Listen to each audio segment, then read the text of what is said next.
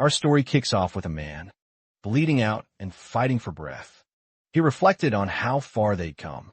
As laser beams rained down relentlessly, he clung to the faint hope that maybe, just maybe, they could defeat the enemy.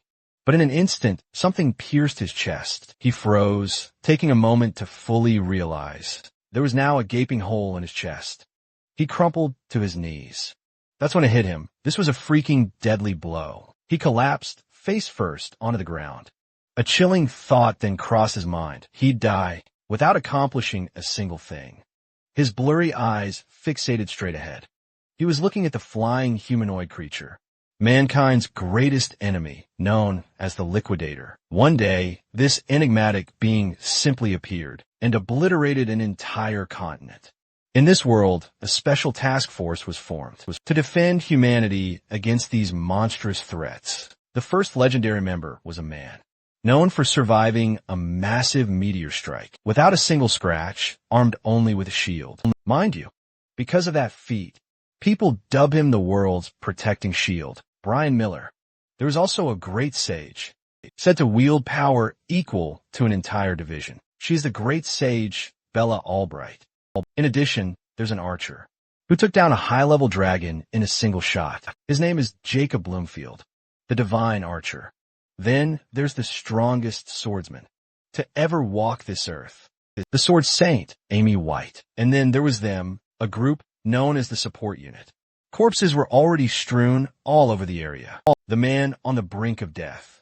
Our MC was merely a foot soldier, Gray Lee.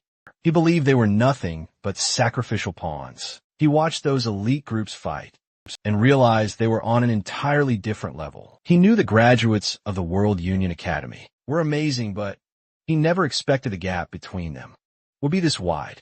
The elites unleashed their attacks, striking the Liquidator. This hit him hard, making him feel a pang of doubt. He questioned if their support unit even mattered, if they were truly there or not.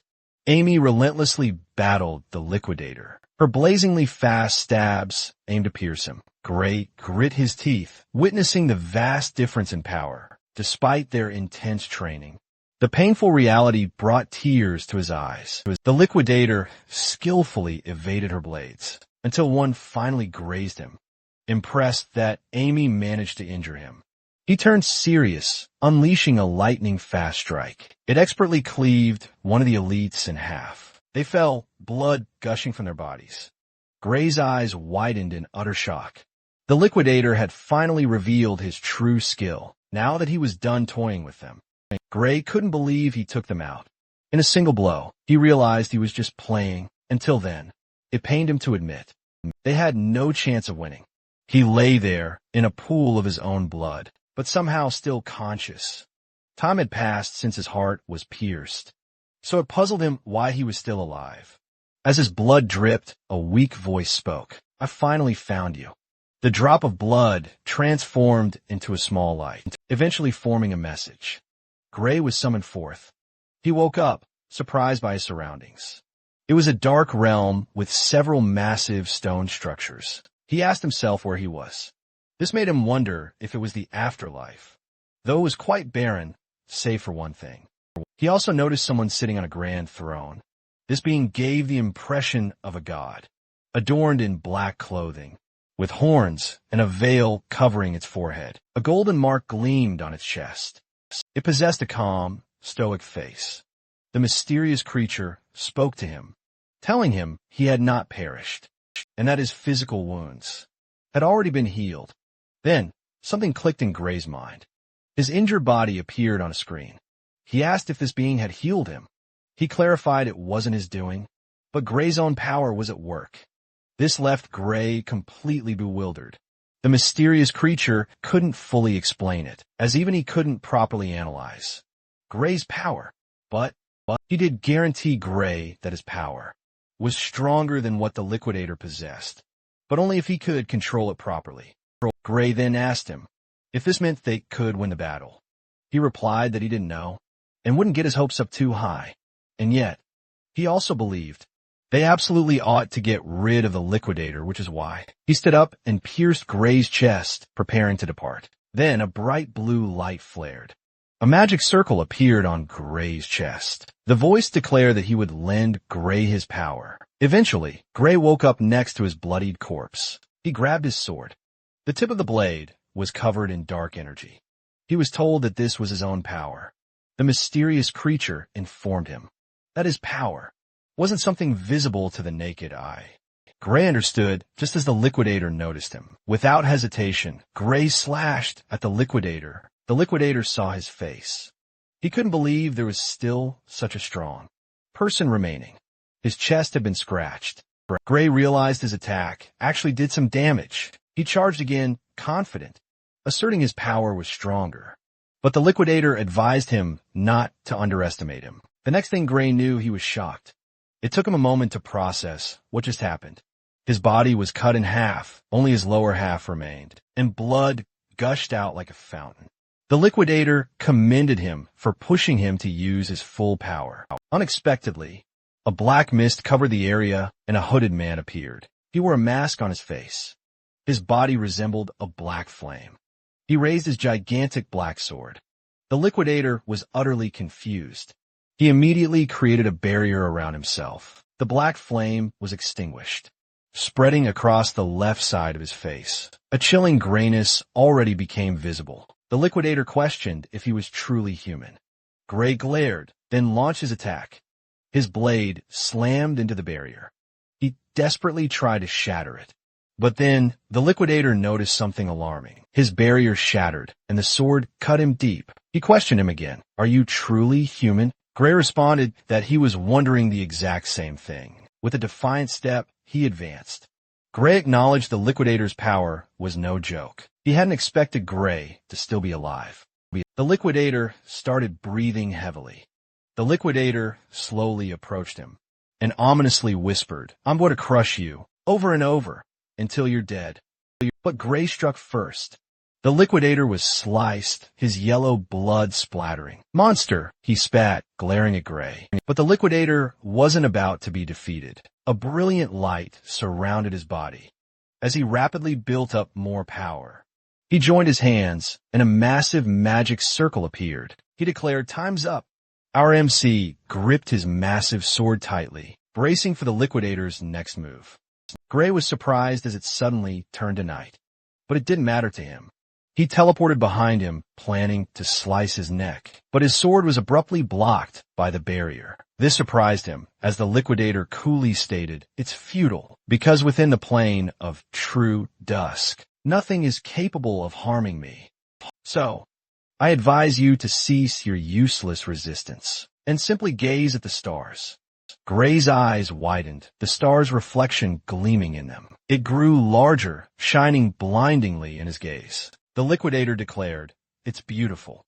Like a second sun, it suddenly plummeted from the sky. The impact was utterly destructive. The falling star carved a massive crater into the ground, and our MC was nowhere to be found.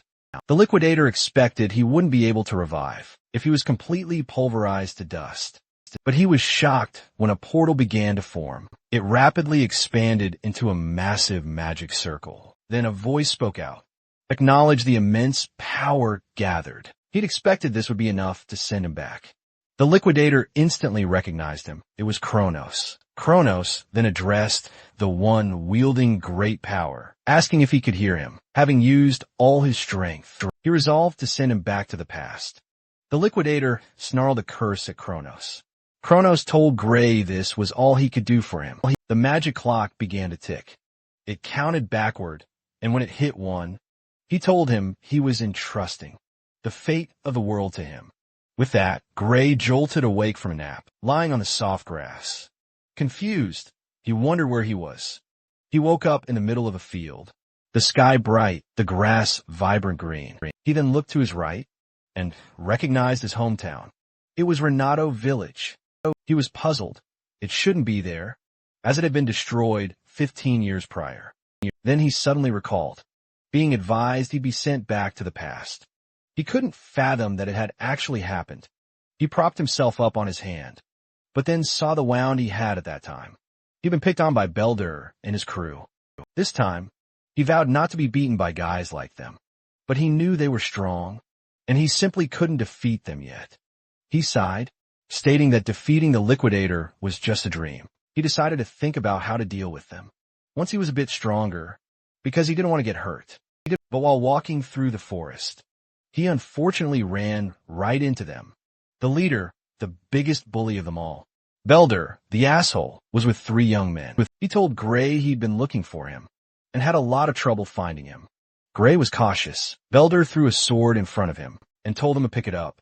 He looked clueless, which is why Belder called him out, telling him not to act dumb. He wanted a mock battle. Gray refused, saying his injury hadn't healed yet. He thanked him for the invitation, but told him he couldn't partake until his injury healed.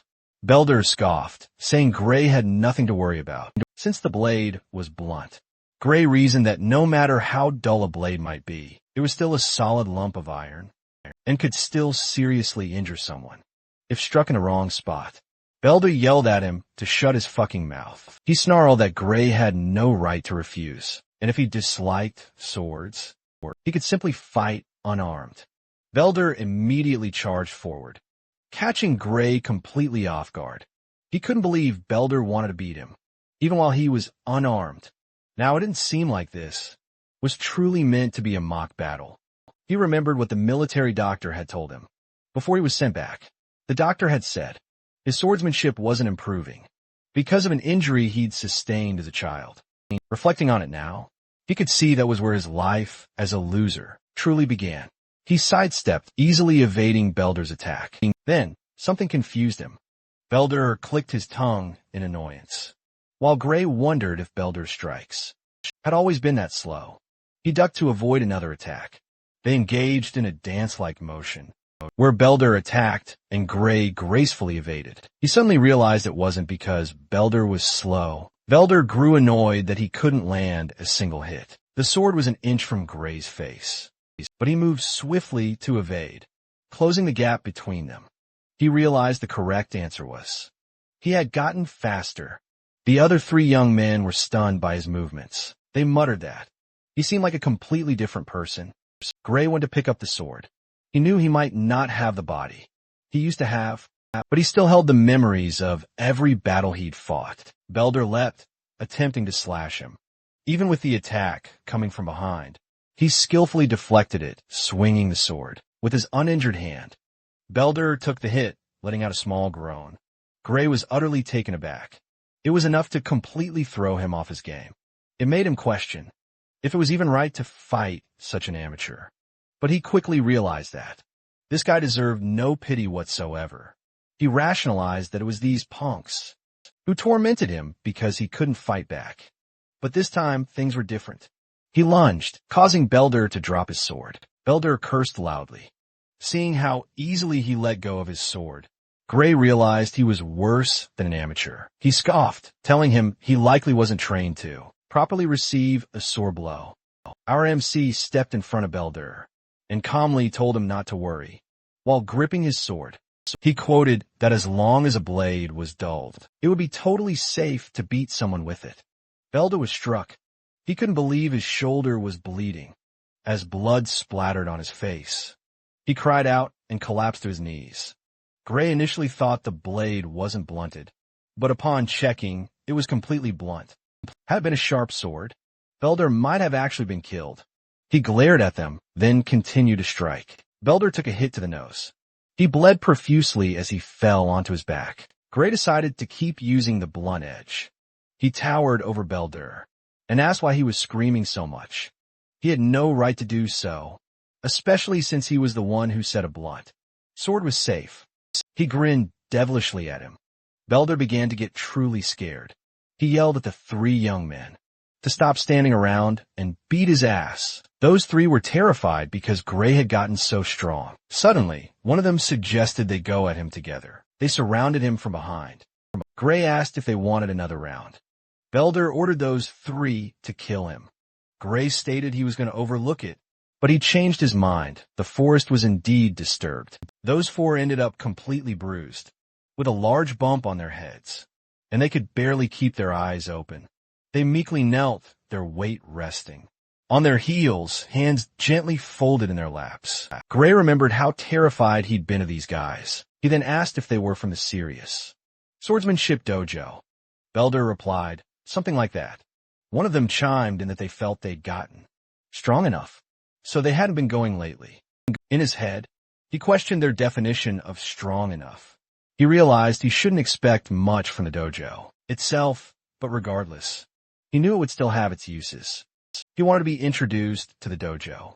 Because it was by referral only, Belder told him to ask someone else. Because if he told his master he lost, he couldn't imagine what they'd say.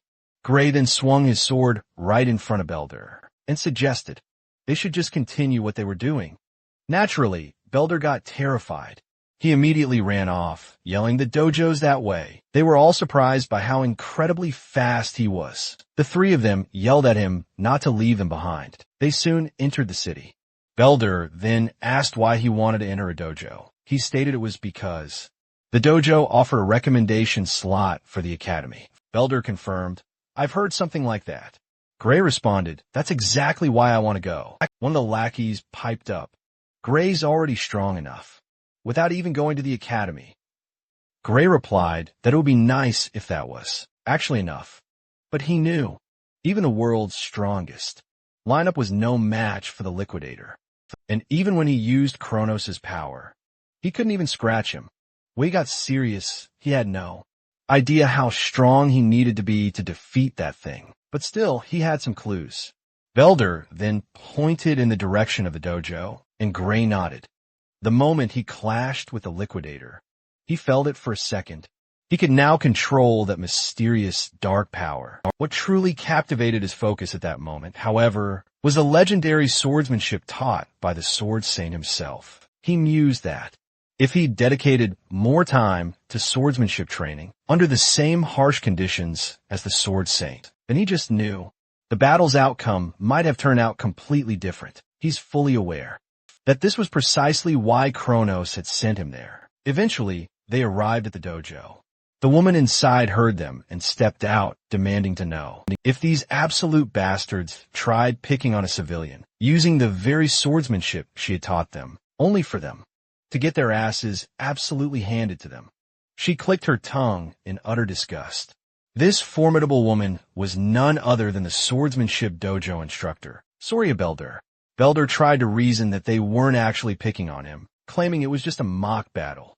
She responded by striking him with such immense force that he was blasted clean away, slamming into the wall. With a resounding wham, the other three's eyes widened in utter shock, and they trembled visibly in fear. She knew he was just spouting empty excuses.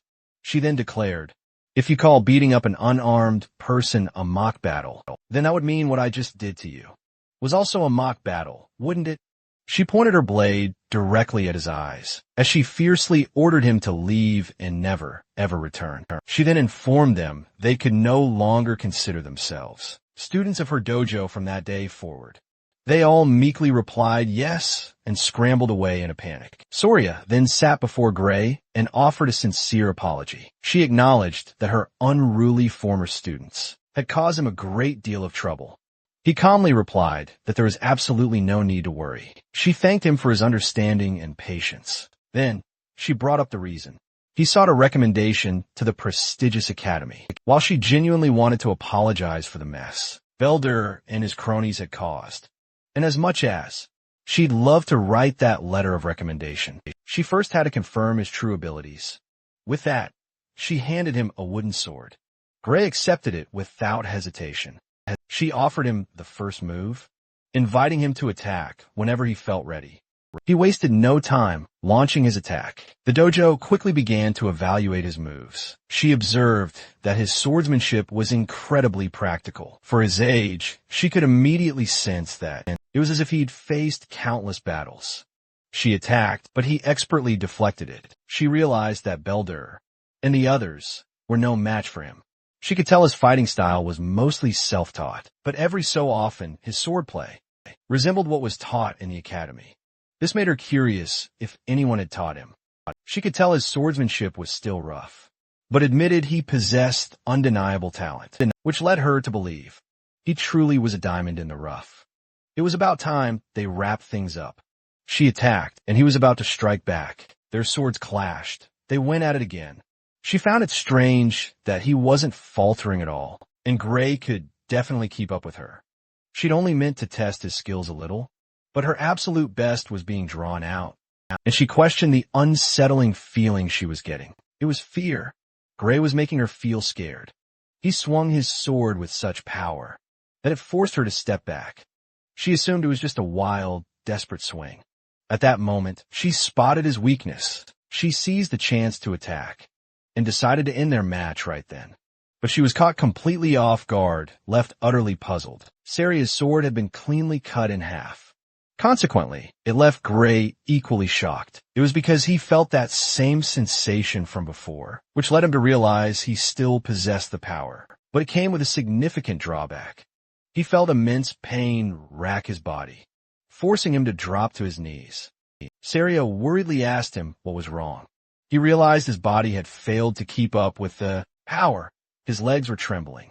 But he stood up and replied that he was okay. Realizing he could barely stand, he made a mental note not to use the power carelessly. He thought about telling Saria about it. Saria, on the other hand, he was puzzled by her intense stare. He knew he shouldn't tell her, because even if he did, she probably wouldn't believe a word. So he decided to quickly make an excuse, claiming he simply got carried away. Deep inside, though, Saria knew it was impossible to cut her sword with a dull wooden sword, and she knew he knew it too, seeing her unwavering gaze. He couldn't help but ask what was wrong. Saria understood that. He had no intention of discussing what just transpired. She contemplated for a moment, then brought up the topic of what he wanted, a recommendation to the academy. He replied he'd heard she could grant him one. She replied that, yes, she could recommend him to the kingdom's finest educational institution, the Royal Academy of Swordsmanship, but she wouldn't recommend he go there, believing he wasn't suited for such a place. Her words stung, making him feel awful. It only confirmed his insecurity about his lack of strength, especially since he could barely do anything, except for that single last moment. Saria then told him there was another place he should aim for, and that was the World Union Academy. As she stated it, Gray's eyes widened in shock. What Saria meant was he shouldn't just be the kingdom's best. He belonged in the world's top institution. This revelation absolutely blew his mind. He was well aware that it was the very place where the sword, saint, and legendary figures originated. He asked if someone like him could truly be accepted there. Surprisingly, she replied that it was impossible. She knew he recognized it himself. His body was far from fit enough to wield a sword. She knew that if it were the Royal Academy, he might be able to fake it with his skills, but it wouldn't pass in the World Union Academy. She questioned how he'd acquire such skill with his feeble body. He knew she was right, because he was well aware that everyone from that academy was a genuine monster, and with his body like that, he feels utterly outmatched. A wave of sadness washed over him. Noticing his gloomy face, Saria sharply questioned why he was giving up. She quickly reminded him that they still had 9 whole months before the dreaded entrance exam. He countered, arguing that only 9 months wasn't enough. She conceded that it might not be an abundance of time, but urged him to put his trust in her. Then, with a piercing gaze, she asked, was he truly ready to endure unimaginable suffering for the next 9 months? He admitted he didn't want to suffer, but resolutely decided he would. He solemnly entrusted his entire fate to her for the grueling 9 months to come. Our MC's answer visibly pleased her. With that, her entire demeanor shifted dramatically, catching Gray completely off guard. A devilish grin stretched across her face. This, she declared, will be the beginning of your living hell. Days turned into weeks as he endured Saria's rigorous, brutal training. He trained relentlessly, pushing past every limit. Gray devoured both delicious feasts and highly questionable concoctions. He sparred constantly with Saria, honing his skills, and continually sharpened his swordsmanship. Our determined MC was absolutely determined to make it to the entrance exam on time. 8 months later, the changes were nothing short of astounding. Saria observed his newly muscular physique, a testament to his effort. And with that, she realized she had nothing left to teach him. She encouraged him, "Go out there, full of confidence." He looked utterly perplexed. "But there's still a whole month until the exam," he pointed out. She clarified that taking an exam in an unfamiliar place will be anything but easy. That's why it's best he arrives early and gets settled. She handed him money for his journey and a month's worth of provisions. He hesitated, unsure about accepting the money. He also felt that leaving a whole month early was far too soon. "It's almost like you're trying to chase me out of the village," he quipped. She dismissed his concerns, saying he was just overthinking it. Then he brought up a concerning topic. An ogre's nest had recently been discovered near the village. This caught her off guard. He added that there were barely any guards left in the village. She tried to play it off, attempting to look nonchalant. "That has nothing to do with us," she claimed. She confidently assured him help would surely arrive from the royal capital, so they'd have nothing at all to worry about. She urged him to head to the exam, completely worry-free. He could instantly tell she was lying. He knew no help would ever reach the village. And right before the village's destruction, his master would tragically lose her life. In his past life, reports stated she was killed when she went to take on the ogre alone. Yet he simply replied that he understood exactly what she wanted. He thanked her, letting her know he'd be going. She smirked, wishing him good luck on the exam. Later that night, skeletons were eerily displayed on a tree, with sticks grotesquely piercing through their mouths. Saria suddenly appeared in the forest. Based on the scout's report, she followed a winding path into the forest and quickly found a trail of fresh blood, and it led right into an eerie, foreboding den. But she halted, a voice suddenly calling out to her, asking, "Where are you going?" When she finally looked up, she saw Gray casually sitting on a tree branch. He smiled at her, calling her master. She was utterly surprised to see him. She asked what he was doing there, when he was supposed to be on his way to the academy. He asked her the very same thing, since she'd said earlier that ogre nest will be handled by the army from the royal capital. She told him the army couldn't come because of an emergency, so she decided to deal with it herself. She assured him that she alone was enough, because she already assessed the nest's strength. From a scout's report, she shared that the boss was an elite ogre, and the nest held around 40 to 50 monsters in total. She admitted that the number of minions would be a tad tricky. Thinking about it, Gray knew it wasn't that strong, but the ogre's real strength lay in its intelligence and leadership. Gray was aware of the huge risk of being surrounded, and that meant it was suicidal to fight alone. And he was certain of one thing. If he let his master go alone, she wouldn't make it out alive, and the village would be destroyed by the ogres. He had witnessed that future with his very own eyes. He made it clear he wanted to go with her. She refused, insisting she could handle it alone. Undeterred, he tried to persuade her. He argued he didn't want to miss the chance to gain some real combat experience. Then he boldly questioned if she truly thought he'd only get in her way. That made her let out a laugh. She knew he was perfectly aware that he wouldn't get in her way, especially since she could no longer beat him in a mock battle.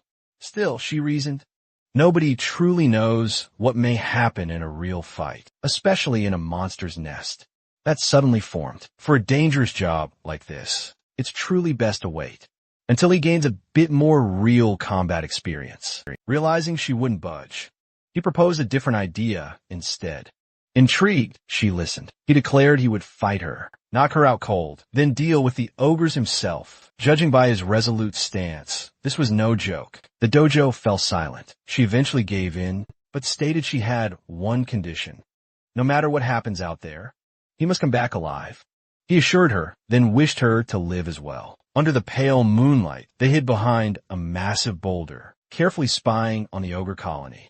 The treacherous terrain left absolutely no room for escape. This showed the ogre's confidence in building a nest in such an exposed location. It also meant Gray and Saria couldn't escape either, and since they were dealing with intelligent monsters, he decided to play it safe. Saria began observing the colony carefully, and she didn't spot the boss anywhere. She assumed it was likely inside the main tent. They could only hope to thin their numbers down. before the boss made an appearance. Saria then instructed Gray to take out any enemies he could see on his side, while she would handle the other. Gray agreed, and together they charged in. One ogre sensed something amiss, but before it could even process what it was, Saria was already in its face, cleanly slashing its head. The other ogre watched its comrade's head roll on the ground. It immediately communicated this to the other ogres, and in no time at all, a massive horde came charging. Meanwhile, on Gray's side of the battlefield, he was absolutely tearing through enemies, one after another. He moved at lightning speed, and Saria matched his pace. It was, without a doubt, a total bloodbath. Eventually, the two fighters managed to group up. A mountain of ogre corpses littered the ground around them. Saria couldn't help but praise his incredible skill. She even wondered aloud if this was truly his first time fighting. But Gray quickly changed the subject, telling her to stay sharp. He warned her that they were just getting started. Internally, Gray felt a gnawing sense that something was off. These ogres were far too weak, if they truly were this feeble. He knew his master could have easily handled them all alone. That's why he quickly figured out the real danger was lurking inside that tent. A chilling pair of red eyes stared out from the pitch-black tent. They locked onto him, filling Gray with an unsettling dread. Without a moment's hesitation, he told Saria they had to leave now. He even urgently commanded her to run immediately. Saria, perplexed, asked him what in the world was wrong. He looked utterly panicked, shouting for her to just go. Sensing his profound fear, she picked up on it, and they started to run. But just as they did, something massive leaped right over them. To their utter shock, an ogre landed squarely in front of them, completely blocking their escape route. Saria scoffed, recognizing the formidable elite ogre. She boldly declared, "It's an honor that the boss came to greet us personally." But Gray quickly corrected her. "That's not the boss." Then, another ogre unleashed a truly thunderous roar. It was so deafeningly loud, Saria instinctively covered her ears. Right after that, an overwhelming swarm of ogres appeared. They were all in an absolute frenzy.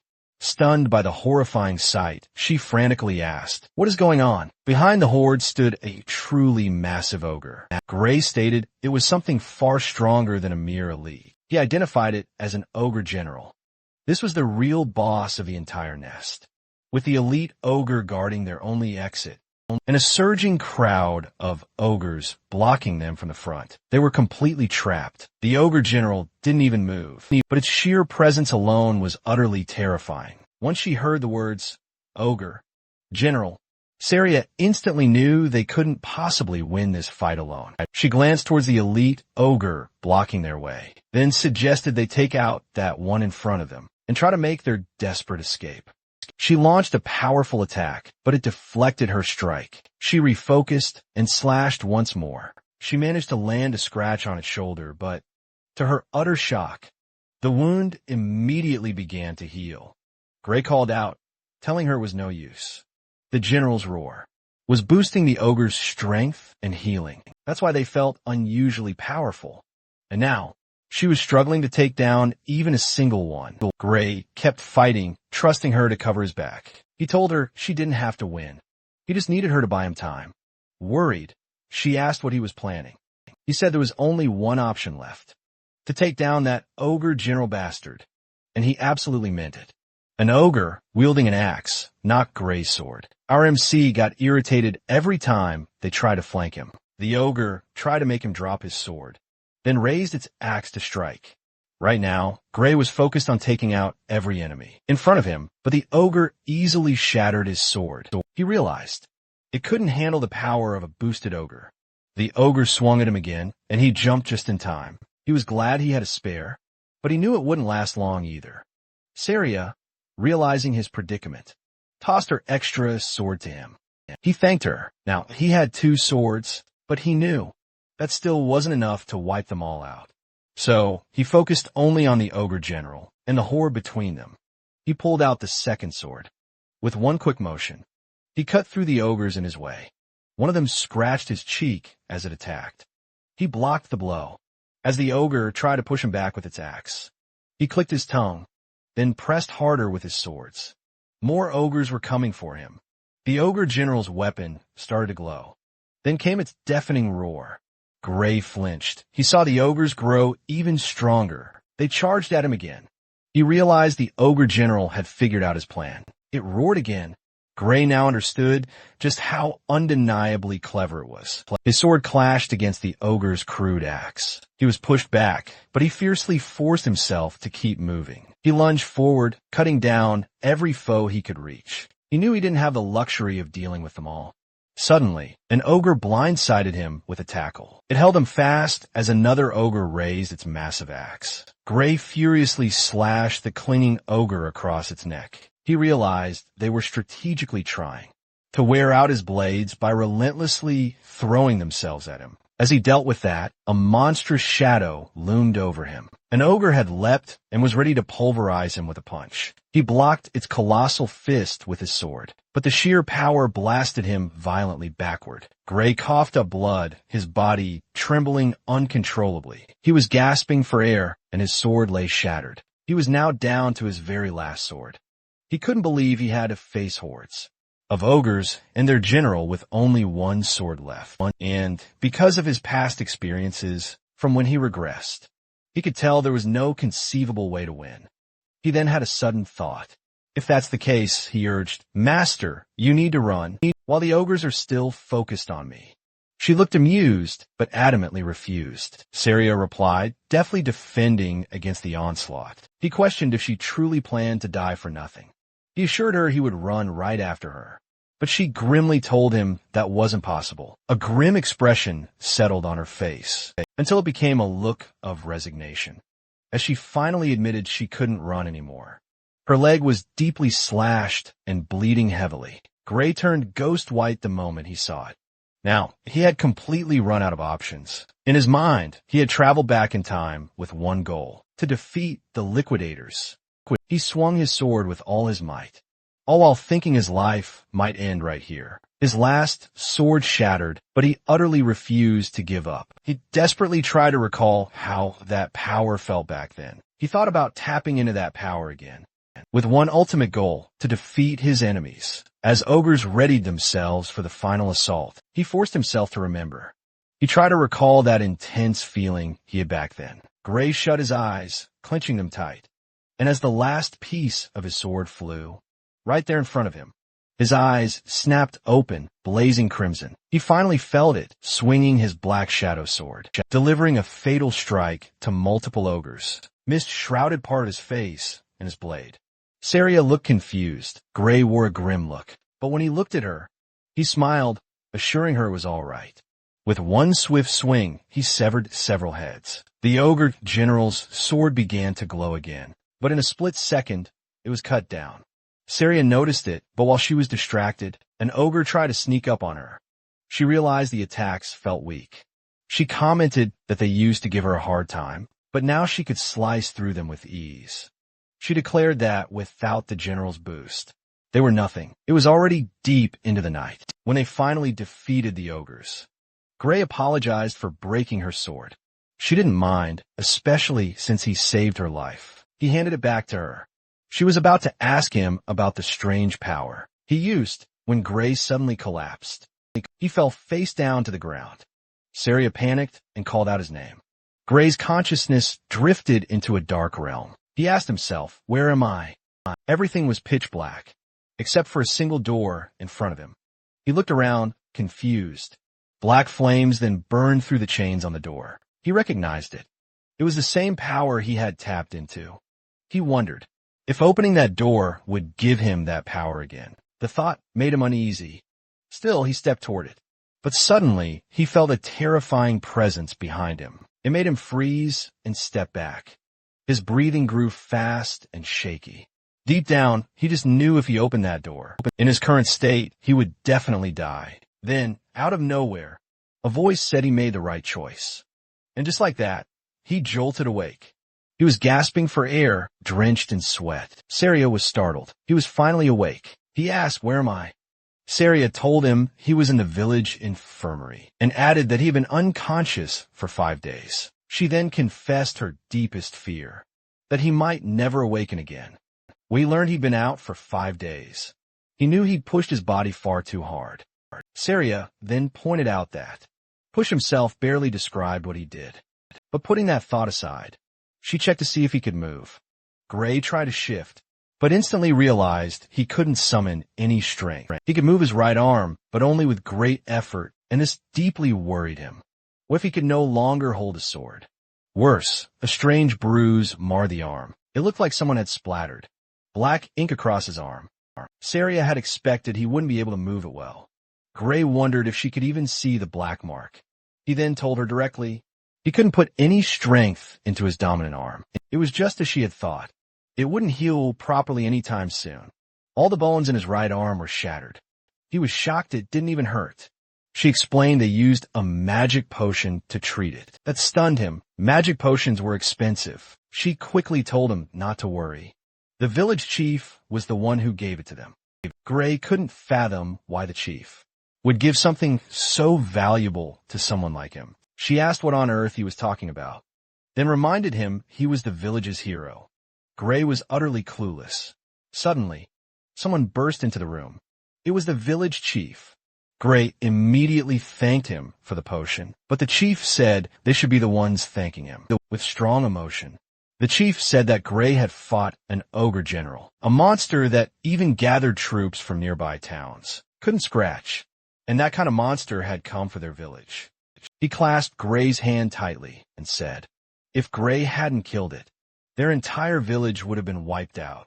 The chief explained that without him and Saria, there'd be no potion, no infirmary, no survivors. None of them would even be there talking. Gray replied that he was exaggerating, but the village chief vehemently insisted. He knew deep down that wasn't true. Gray had certainly pondered that before. He found himself agreeing with the village chief, because in his previous timeline, the village was utterly annihilated by the relentless ogre attack.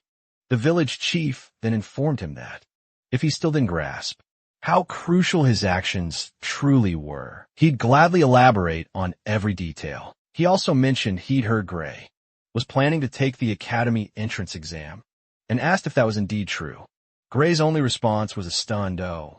Thoughts immediately raced through his mind. He'd slain the ogre a mere week before the exam, then been unconscious for 5 whole days, leaving him with a mere 2 days remaining.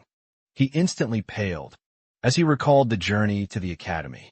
It was a 3-day trek on foot, by horse. It'd take about a day, but he didn't have the funds for that. Without hesitation, he immediately asked the chief if he could possibly borrow a horse. The chief, having anticipated this, had already prepared the finest horse in the village just for him. With that steed, he'd make it in no time. Saria playfully joked that if he hadn't woken up today, they would have simply carried him there, still in his slumber. She then swung open the door. The bright sunlight made him squint. He saw the horse waiting, surrounded by a huge crowd, all holding banners, thanking him and wishing him luck on his exam. Everyone wore radiant smiles as they expressed their gratitude. Many villagers came forward to thank him personally. One man stepped forward and handed him a small pouch. He asked what it was, and the man explained. It was a collection the whole village had pitched in for. They'd heard that applying to the World Union Academy was quite costly. Gray was deeply moved by their heartfelt gesture. He smiled, sincerely thanking them. He then added, "It'll be tough to return if I fail the exam." Saria assured him not to worry. After all, he's the sole applicant to the World Union Academy, who's actually defeated an ogre general. But Gray still felt uneasy about his right arm. She reminded him his left arm was still perfectly fine. He nodded. Saria declared that was more than enough, and he wouldn't even need to use that power. He argued the exam might not be as straightforward as she thought. Clearing it with only one arm sounded far from simple. Saria reassured him, promising he'd absolutely stand out, and the examiners would surely recognize his immense strength. She spoke with absolute conviction and unwavering belief. She firmly told him, "You will pass." He thanked her, then chuckled and said that, with you saying it like that, he truly had no choice but to pass. In his previous life, their village had been utterly destroyed, but now against all odds it was still standing. Gray realized the world was no longer the same as he remembered, and that meant the future itself could be rewritten, all of it truly thanks to his own power. And now, he was finally ready to depart. He made it just in time. He even thanked his trusty horse for the swift journey. He gazed straight ahead and beheld a magnificent city encircled by a vast lake. He had finally arrived. The World Union Academy. Inside the grand arena, the host announced they would commence distributing the exam tickets until the entire process was complete. All examinees were to remain within the central arena. The arena was packed with countless hopefuls, but only 20 would pass. Someone murmured that the number of successful candidates fluctuated wildly every year. Sometimes 50 passed, other times a mere single individual. The host then called Professor Ariel forward to the stage. She strode in, immediately commencing the distribution of exam tickets. Right away, she instructed the examinees to retrieve the paper that would soon materialize before them. With a sharp snap of her fingers, she commanded. A brilliant golden light suddenly suffused the entire arena. A single sheet of paper materialized before each examinee. Gray found himself designated examinee number 513, assigned to the fencing course. He noticed everyone else had received theirs as well. She then clarified they would only see their designated number in course, and reassured them that this was the standard procedure. Every year, a subtle, knowing grin touched her lips. She then informed them that the World Union Academy doesn't judge based on age, gender, nationality, or status. That even included their names. None of those things mattered to the Academy. She added that only those who passed the exam and earned the right to cross the bridge will be asked for their name.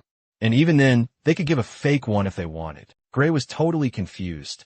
Even though he left his sword at the inn, his paper still said he was in the fencing course. It made him curious about what kind of system they were using. Then Professor Ariel explained. They assigned the courses based on appearance. She said if she got anyone's course wrong, they should raise their hand. The examinees were stunned. They couldn't believe she sorted them just by looking, especially with so many people there. Some of them guessed she had already looked them up. Others thought maybe she used some kind of mind-reading magic. But after a while, no one raised their hand. So she concluded that no one had been misassigned. Next, she announced their exam schedules. She told everyone to check their tickets. Gray's paper said he was scheduled on the first day at 11 a.m. He did not like it. He was hoping for a little more time to let his arm recover. Professor Ariel reminded them it was a one-shot practical exam. If they were late, they'd be disqualified. No exceptions, no reschedules.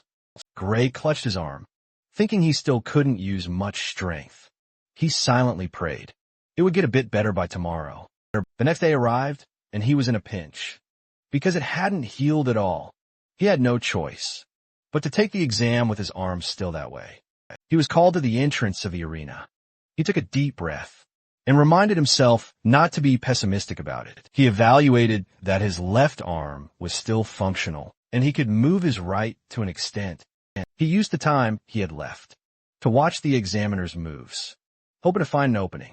The examiner instructed the examinee to make the first move. The examinee immediately charged at the examiner. His swings were heavy and powerful, but the examiner simply sidestepped to evade them. The examinee yelled, declaring he wasn't done yet. He gripped his sword with both hands and swung it fiercely. The examiner blocked it using just one hand. Witnessing this, the examinee's spirit was instantly crushed. The professor then charged forward and blasted him away with a single, powerful swing. The poor guy fell hard on his back. And just like that, the examiner concluded the exam. He was instructed to retrieve his weapon and exit the venue immediately. Watching this unfold, a small smile formed on Gray's face. He already knew it. He was totally done for. There was no way in hell he could possibly win. Not long after, the examiner called his number. As he walked toward the arena, he couldn't believe he had to fight someone who had just taken down a man twice his size, using only one arm. Gray was instructed to make the first move. He felt like he didn't stand a chance, but he decided to do whatever he possibly could. He charged forward, recalling what Saria had told him. A sword isn't swung with just your arms, she'd said, but you need to channel power generated by your entire body through your arms, even if his right arm is powerless. He thought, He could drive the force through his other muscles. He swung his sword, and the examiner ducked to evade it. Gray was feeling incredibly nervous, since he couldn't fight the way he usually does. He thought to himself, if swinging a sword without arm strength was that easy, no one would bother training their body in the first place. Then, the examiner counterattacked. That's when Gray suddenly got confused, because the instructor's sword seemed surprisingly slow. He was actually able to block it. He could tell the examiner possessed insane power, but his speed and technique didn't even come close to his master's. He believes that if he relies on the swordsmanship he learned from her, he might be able to make up for the difference in arm strength. A surge of strength sharpened Gray's gaze. He understood what he needed to do, so he moved with renewed purpose. Soon, he confirmed the examiner was slow and not nearly as strong as he first assumed. His master's words, "You will definitely pass," echoed in his mind. Their blades clashed with a resounding impact, and Gray managed to overpower the examiner. That's when faith in himself truly began to bloom. The intense sword fight pressed on. Despite Gray having witnessed the examiner's skill, he charged, but the professor deftly evaded. This made Gray realize something crucial. The power gap was simply too immense. He couldn't hope to break his opponent's form. He suddenly understood how challenging it truly was to fight one-handed. Even so, the duel raged on. As their furious sparring continued, the examiner's movements grew increasingly ragged. Meanwhile, Gray concocted a daring, risky move. He found his moment, baiting the examiner closer. The examiner attacked, exactly as Gray had planned. He wanted a wide, exposed swing. The examiner shifted his weight to his right, which Gray knew would leave a perfect opening.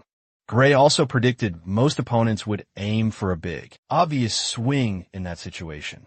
But then, Gray vanished, reappearing behind the examiner. The examiner was completely caught by surprise. Our protagonist understood one crucial truth. No matter how vast the power disparity, if he could just get behind, victory was within reach. But suddenly, a shout ordered them a halt. The very tip of his blade was mere inches from the examiner's back. Gray wondered, was it truly over? He felt it was far too soon to stop. Then, the other examiner finally announced that Gray's time limit had been reached. Gray's eyes widened as the final result was declared. It was a draw. Gray's heart sank, certain he had failed. His grip on his sword instantly loosened, as if his entire body had simply given up. He trudged out of the arena, crushed despite giving absolutely everything to pass. He knew that failing to defeat the examiner would only make things far more difficult ahead. He expected his arm might finally heal next year, so he'd be retaking the exam. Before leaving, he gave it one last look and silently offered his thanks. 1 week later, in World Union Academy's meeting room 53, the academy head then addressed the professors, asking for their thoughts on the candidates. Now that all exams had concluded, one professor immediately grumbled about being exhausted. An older professor then declared that the current observation method, with everyone watching simultaneously, was incredibly inefficient. He suggested dividing the workload next year. Another professor quickly retorted, arguing they couldn't afford to overlook a single talent, simply for the sake of making things easier for themselves. The head sighed, pointing out that he'd asked for their thoughts on the examinees, not on the system. He started with the examinees from the swordsmanship course. He asked who passed. They all watched the screens, and one professor stated that, as always, those who defeated their examiners passed. The rest would be based on the quality they showed and how well they endured the 15-minute time limit. He then asked the other swordsmanship instructors for their opinions. One professor replied that, aside from those who beat their examiner, candidates number 5, 217, and 753 really stood out. The other person suggested they keep it at that, since even if more joined, they wouldn't be able to keep up in class anyway. The professor agreed, asking if anyone thought otherwise. The meeting continued, and eventually, the head concluded that they had successfully confirmed the candidates for the swordsmanship course. But then, someone asked about candidate number 513. The head glanced at the speaker. It was Professor Ariel. She asked what they thought about candidate number 513. They all turned to watch the screen.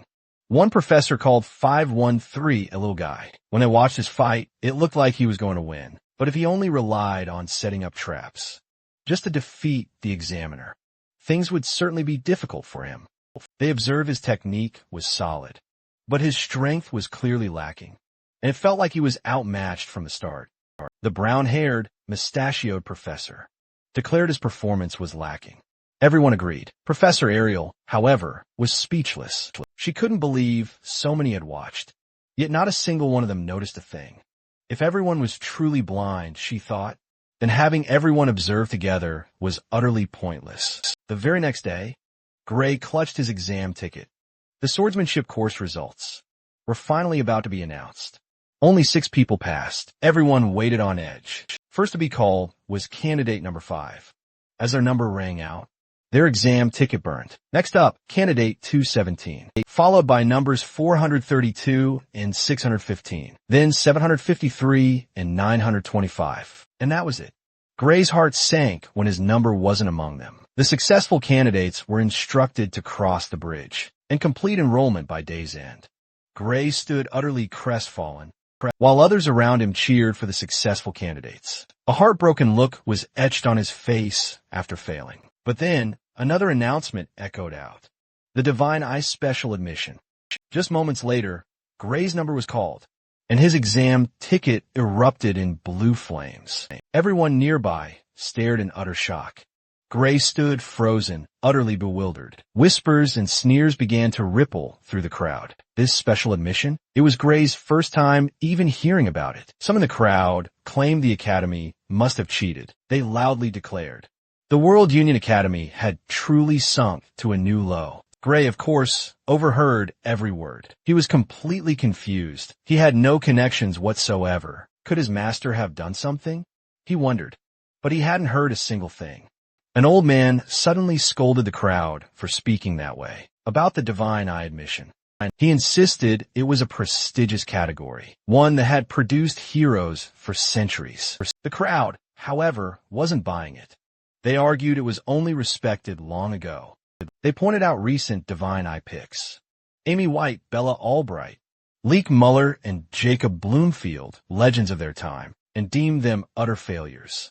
Even the current candidates knew the unsettling tales. But Gray, our hero, knew the real truth. Those 3 formed a core unit that bravely fought against the notorious Liquidator. Now, his name stood proudly beside theirs. An announcement echoed through the academy halls. The entrance ceremony would commence in 30 minutes. Once students finished changing into their uniforms, they were instructed to gather in the plaza, right in front of the main office building.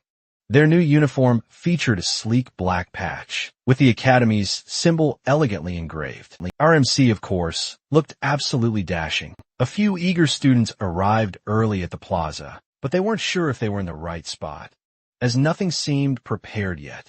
Suddenly, a man came sprinting toward them and profusely apologized for the delay, explaining there had been a slight mix-up.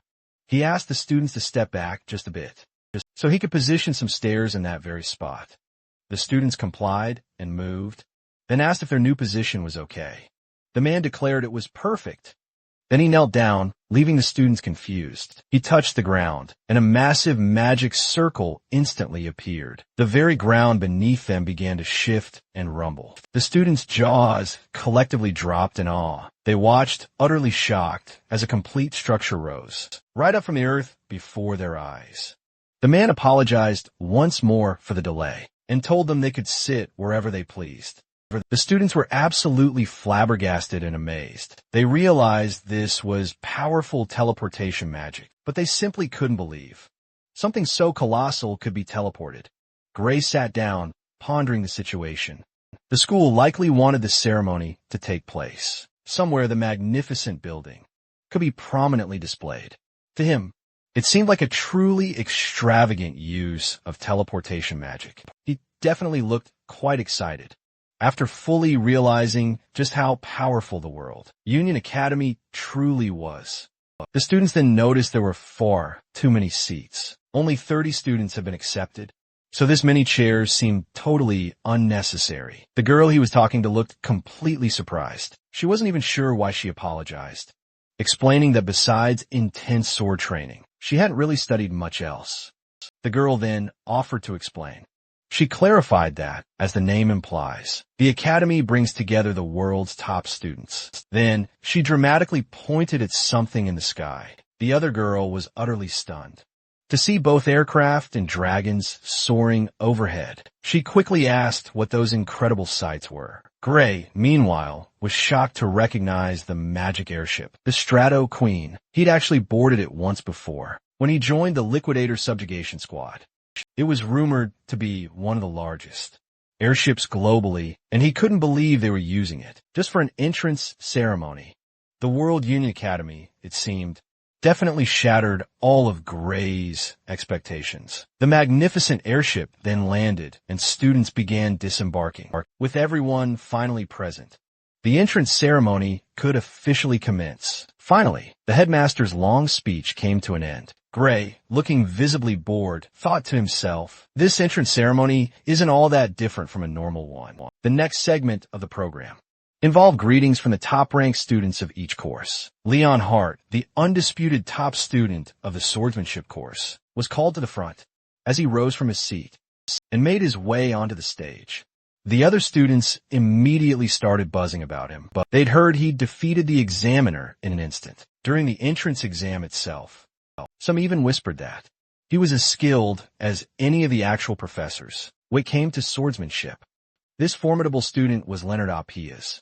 Gray watched him before Leonard even reached the mic. He turned to confirm with the faculty heads if he was permitted to speak freely.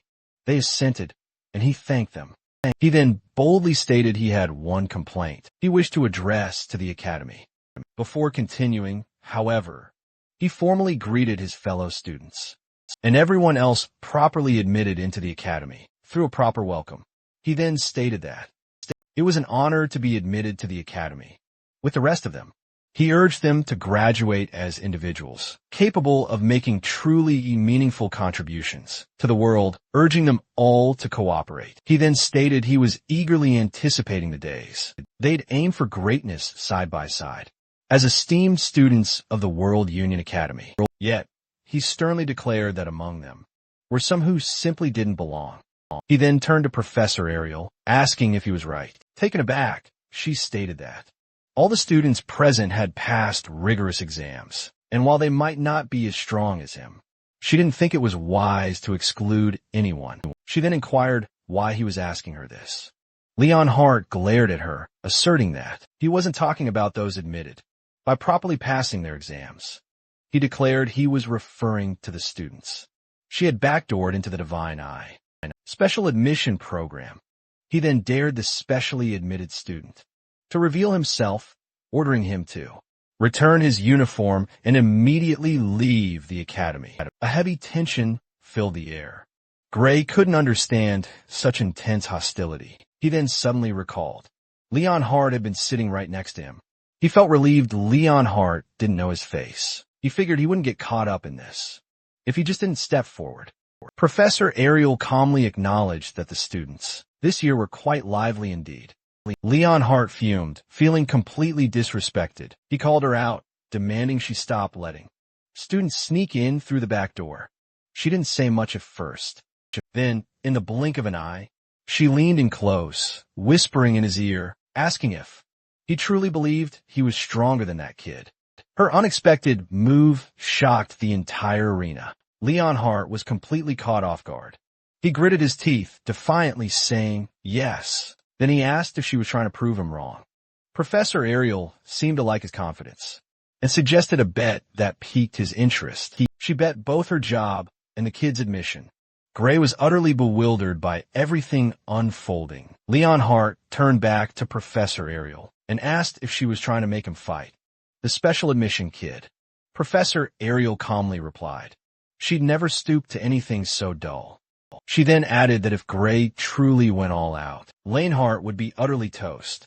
As a responsible teacher, she declared she would never endanger their lives Leonhardt's veins practically throbbed with rage. He felt utterly insulted, but she merely stated it. She was just stating cold, hard facts.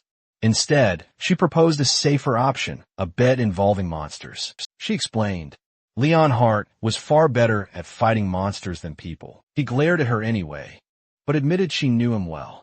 He then asked what the actual bet entailed. She explained it quite simply. Each of them would fight a monster she personally picked. The monsters would grow progressively stronger with each round. Whoever failed to defeat their monster first would lose the stakes. If Gray lost, Professor Ariel would have to retire, and the special admission students would be expelled. But if Leonhardt lost instead, he'd have to do absolutely anything she told him. And she asked, "Are you in?" Leonhardt wanted to know what kind of monsters they'd actually be facing. He was confident in his skills, sure, but he didn't want to get caught up in anything too weird. After thinking for a brief moment, she revealed the first target, an ogre general. Then she teasingly asked if that was too easy for him. The whole class was utterly stunned, but Gray didn't react. Instead, he was curious why she chose that specific monster. Leonhardt, on the other hand, was absolutely furious. He shouted that an ogre general wasn't something a single person could defeat alone. Professor Ariel clarified. They didn't have to do it right away. They'd be given a whole year. Leonhardt snapped back. If someone could solo a disaster-level monster in just a single year, people wouldn't be suffering in the first place. He yelled at her to pick something far more realistic, trying to catch his breath. He paused, then suddenly realized her true plan. He believed she was purposely. She chose something utterly impossible, just so there wouldn't be any clear winner, but with unwavering confidence. He declared he wasn't going to play along with her games. Ariel smirked, adding one last, crucial condition. If the match ended in a draw, then Leonhardt would be considered the winner. Basically, if Gray failed to defeat the ogre general, she would be fired immediately, and all the special students would be expelled. She then asked what he thought about that. He looked at her as if she'd completely lost her mind. He couldn't shake the unsettling feeling that the bet was already stacked heavily against him. She took his stunned silence as agreement. Just to be clear, he pressed, it better not be a weakened ogre general, or anything like that. She calmly replied, of course. Then, with a graceful flick of her hand, a feather pen materialized out of thin air. She told him the terms were already meticulously written in a magic contract. He could sign it if he had no objections. He read the contract, then reluctantly chose to go through with it. Still, he just had to ask, did she truly believe that kid could win? Her answer was maddeningly vague. She simply said, who knows? Then, she quietly returned to her seat. The other professors whispered among themselves, wondering what in the world was wrong with her. Some thought she was just using the bet as an excuse to finally retire. It wasn't too far-fetched. She was past her prime, after all. Gray had no choice now. The bet was official, but something still bugged him. Why did she include the one he defeated? Before enrollment, when she said the time frame was a full year. She then watched our MC in unsettling silence. Gray realized the bet was already sealed the moment it started. As he stared at her, she put a finger to her lips, silently telling him to stay quiet. That's when Gray knew she truly played dirty. Eventually, the opening ceremony ended, and everyone headed to their assigned classes. The first subject? Basic magic. It was surprising to some that the lecture started right away, on day one. But as students of this academy, they had a grasp that every single day truly mattered. The professor kicked off the lesson, diving straight into how to use magic.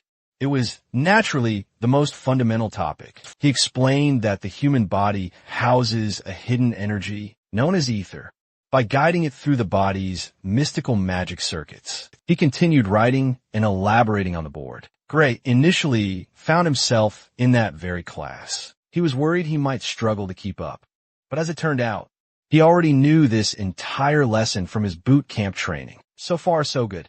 However, there was one glaring problem. Out of all the myriad classes available, he'd ended up in the exact same one as Leonhardt. He silently prayed that Leonhardt wouldn't discover he was the divine eye, the special admission student. The professor noticed Gray looking utterly uninterested. He immediately scolded him for already looking away. Just 5 minutes into the lecture, Gray was utterly shocked he got caught with just a quick glance, even though he was seated all the way in the very back. He quickly offered his apologies. The professor challenged him. If you look that confident, why not prove it right here in front of the class?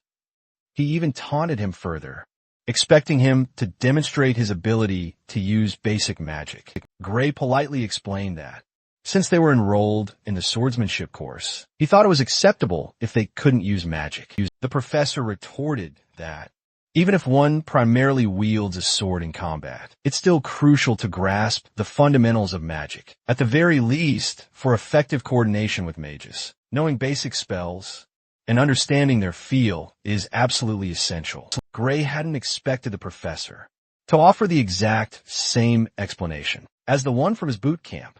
He wondered if the spell they'd be learning would also turn out to be the same. So he asked if they were going to learn Ether Bullet. The professor raised an eyebrow, asking if he could already use it. Gray said yes, and felt a wave of relief. At least that grueling boot camp hadn't been a total waste. Seizing an opportunity, the professor decided to set up a match. He knew Leon Hart, or Leon as he called him, was also capable of using ether bullets. Leon Hart confirmed this fact. He then added that even before entering the academy, he had rigorously trained in both swordsmanship and magic. This, in his opinion, made it incredibly risky for any other student to fight him. Seriously. But the professor didn't seem worried at all. He pointed out that even with a huge skill difference, they were only using ether bullets. It wasn't like anyone would die, and he certainly didn't plan on asking Leon Hart to hold back either. That's when the professor dropped a bombshell. He revealed that Gray was the divine, a student for the year. Everyone immediately turned to stare at Gray. He knew he was in serious trouble now. The professor grinned like a devil as he exposed everything. Leon Hart responded with chilling words.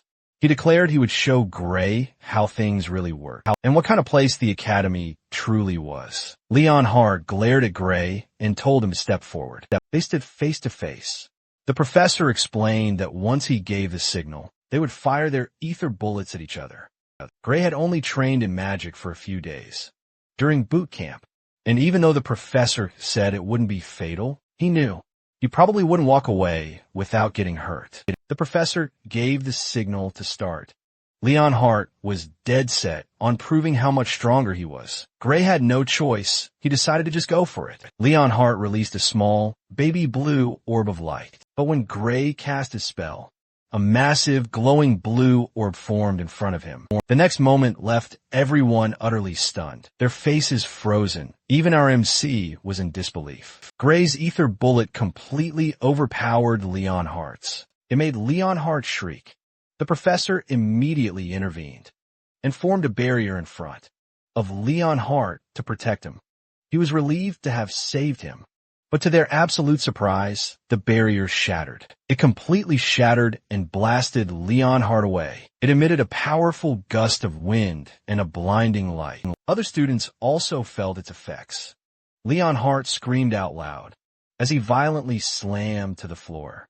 The professor instantly rushed to his side, frantically asking if he was all right. Leon Hart quickly stood, reassuring them he was fine. The professor let out a deep sigh of relief. Then, his gaze fixated on Gray.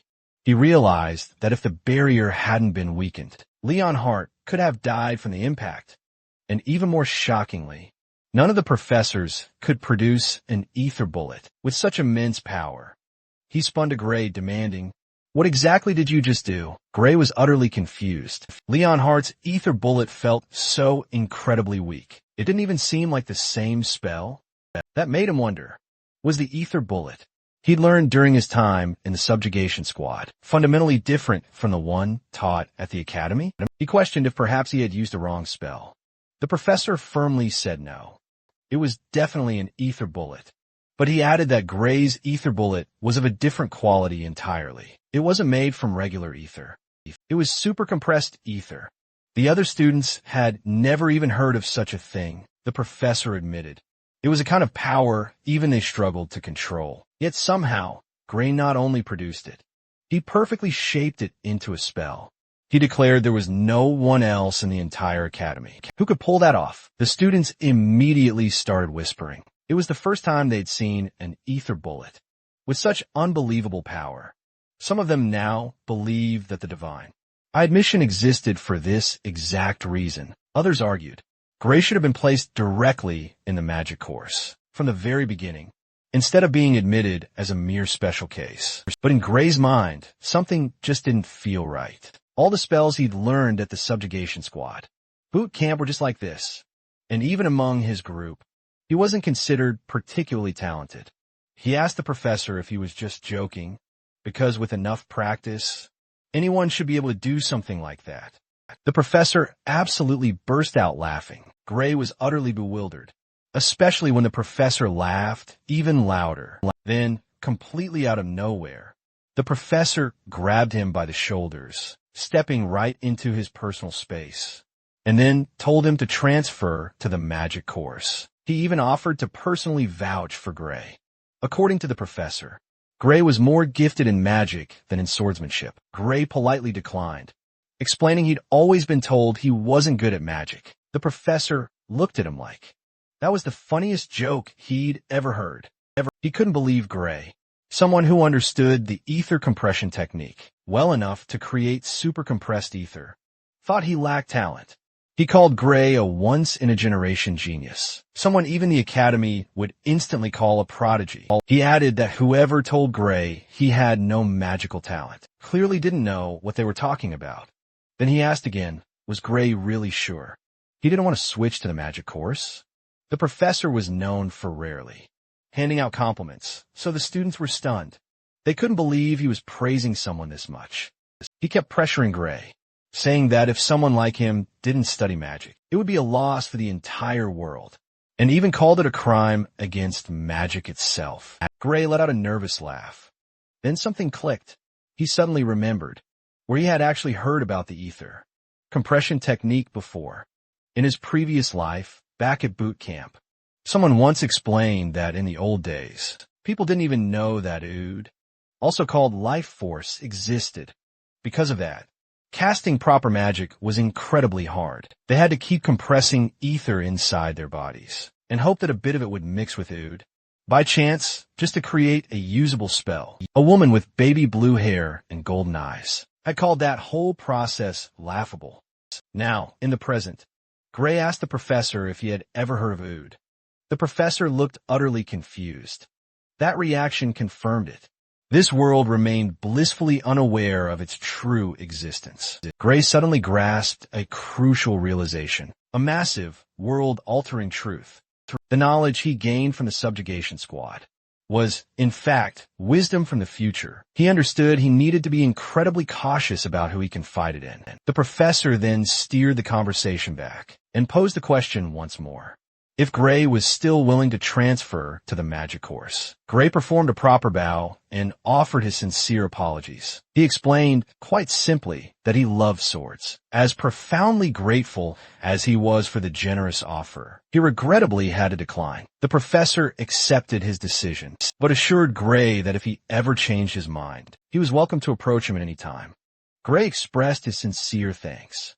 Then, the professor instructed him to return to his seat. He also added that, from that moment forward, he wouldn't scold Gray for appearing bored in class, or even for taking an early leave, because Professor Carlos understood deeply. This lecture was simply far too basic for someone of Gray's caliber. The other students were utterly astounded. They couldn't fathom that Professor Carlos held such high regard for Gray. Meanwhile, Leon Hart observed him with intense focus. He clutched his chest, his cheeks flushing a faint pink, as he gazed at Gray with undeniable admiration. He even addressed him as Lord Gray.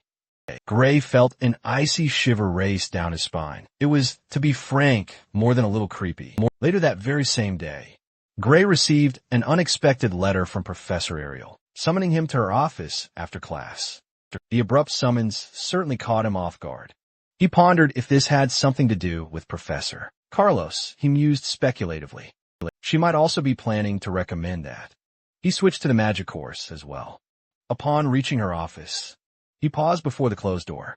But before he could even knock, Professor Ariel's voice called out from within, announcing it wasn't locked. He cautiously walked in, only to be immediately met with a sudden attack. He swiftly drew his sword and parried the strike with effortless grace. The girl who had launched the strike was left utterly stunned. Gray realized he had reacted purely on primal instinct, but he still desperately needed to know, why had she attacked him? Then, getting a good look at her face, he was utterly shocked. Her face looked incredibly familiar, like someone he'd seen before. From across the table, someone declared he did a fantastic job. It was none other than Professor Ariel. And Gray had just proven her keen. I was absolutely right. One of the men on the side asked if Bella wasn't holding back. He needed to confirm his suspicions, whether she'd received instructions from Ariel to go easy. Her movements were flawless, but to have her sword knocked from her hand so easily was utterly unnatural.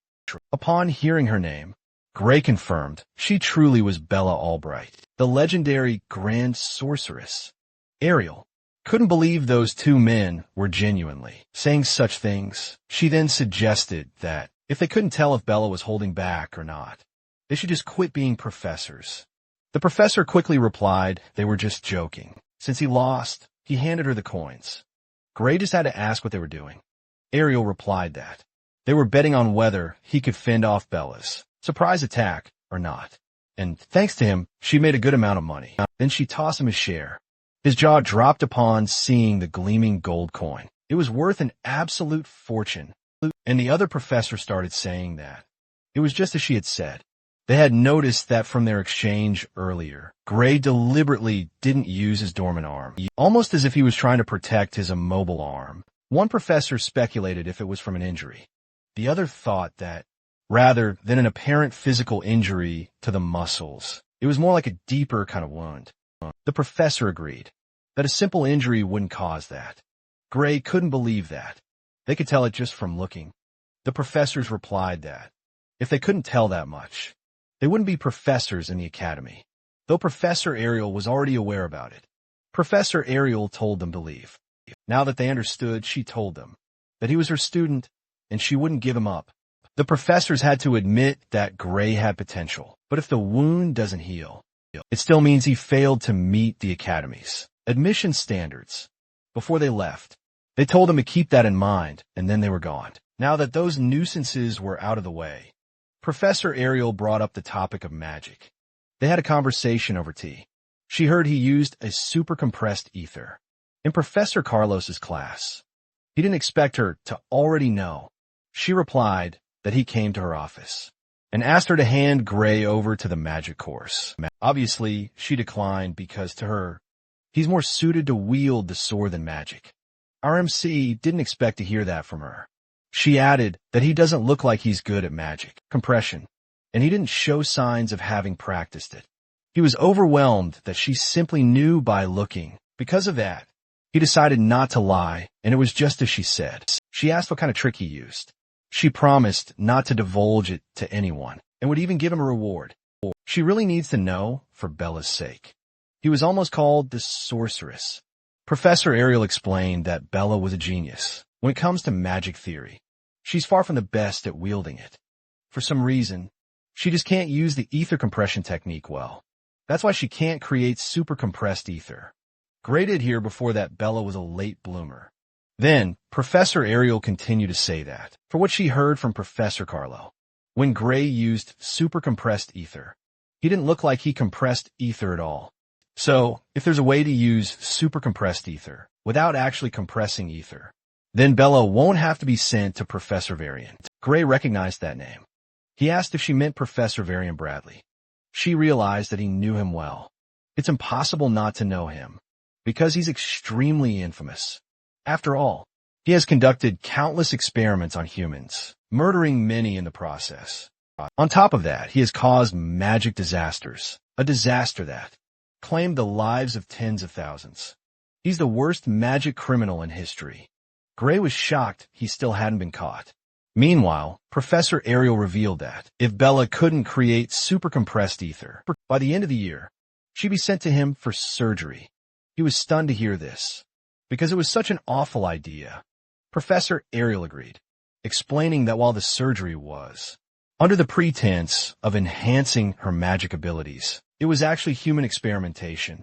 It hadn't been made public, but rumors claimed that because of him, some people had died while others were left shattered. Bella admitted it was dangerous and scary, but she would be expelled by year's end if she couldn't use super compressed ether. Professor Ariel confessed that she honestly wished Bella would quit the academy rather than let that man mess with her body.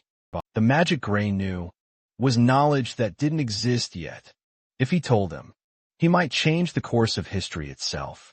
Seeing Bella trembling made him recall his past encounter with the Liquidator and how utterly helpless he'd felt. He realized there was no reason not to share when the future, that hellhole, was much better off changed. He replied that he understood and promised to teach her how to use super compressed ether. Later that dusk, in the arena, he wrote out notes on the board. It was everything he knew about magic. He reminded them of their promise, not to tell anyone what he'd shared. Professor Ariel quickly assured him. They even signed a magic contract stating that if they broke it, they die. He then asked what they thought of his revelations. Professor Ariel admitted that just learning about OD had blown her mind, but the magic knowledge he revealed was beyond even that. Bella replied that it was brief, yet incredibly well organized. To her, it felt like she was in a magic class. He's from hundreds of years in the future, and just hearing his explanation had already pushed the history of magic by a century in his head. He replied it was from her lecture, a decade from now, but he knew that. It sounded like a century's worth of advancement to someone from their current era. Professor Ariel admitted she had so much information she couldn't properly assess. She then asked Bella if she believed what he said was true. Bella replied that the theory was very likely correct, and none of it contradicted their current magic theory. Plus, the quickest way to know for sure was to test it, and that's exactly why they were there. If Gray's words held true, the spell should absolutely work. She handed them the copy. He read it and was confused. She channeled light from her staff to demonstrate her full power. Based on the theory, if he recalled correctly, Bella's full power was said to be capable of burning down an entire city. What's more, she was said to be unable to properly control her powerful magic output. Before he could finish that thought, her power dramatically expanded, and even Bella was confused. And the next thing they knew, her power absolutely erupted. The concentrated magic burst toward the heavens. No one had ever expected her to release this much mana. It was such an overwhelming power. If she hadn't seized control of the magic a split second earlier, he would have died. She did literally save his life. Meanwhile, Bella was thrilled that she had done it. Plus, she was able to control it too. She formed a dragon with her magic and found it so fun, but she was depleted of ether and passed out. Gray panicked, but Professor Ariel told him to relax. Bella had simply fallen asleep because she ran out of her ether. She told him to let her rest. Gray was relieved. Professor Ariel couldn't help but express. She was marvelous. She put together magic on that scale in such a short amount of time. Even while asleep, Bella replied it wasn't her who was amazing, but the theory itself. Thanks to it, she can now easily create a super compressed ether. Gray thought to himself that it was her theory, though. Professor Ariel was immensely relieved that Bella no longer needed surgery. Now that she could create super compressed ether, she planned to personally tell Bradley to call it off. She was glad about that, but even more so, that Bella hadn't lost her magic control. Gray asked about it, and she explained that, even if the variant surgery could increase one's magical output, it came at the expense of control. Exactly how it worked was a secret, but it seemed to be a surgery that forcibly broke one's magical limiter. This made Gray think that the reason the sorceress in the past couldn't control her powerful magic was precisely due to that surgery. Professor Ariel pointed out it was thanks to Gray that Bella could now use super compressed ether. With that, their contract had been fulfilled, and it was her turn to fulfill her part of the deal. The first thing on her list? To use magic on his injured arm. When she released her magic, magical butterflies burst forth too. She gently touched his hand, and and the butterflies swirled around them. The magic intensified. When she was done, she asked him how he felt.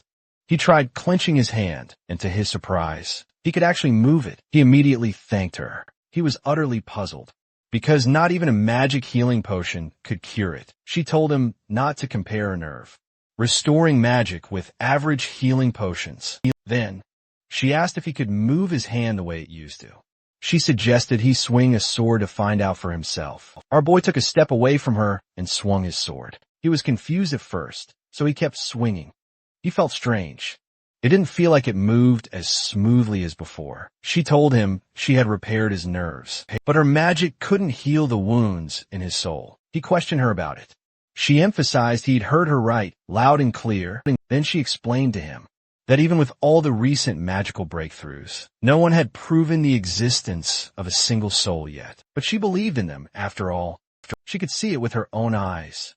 She could see his very soul was slowly mending. It would heal naturally, she assured him, as long as he didn't push himself too hard.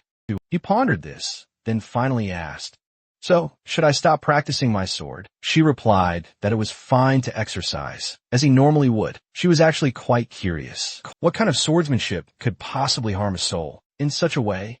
He was completely at a loss for words. Then she declared, "There's already an example of swordsmanship out there that uses one's soul to move the blade." She was talking about Amy White. She knew he was already familiar with her.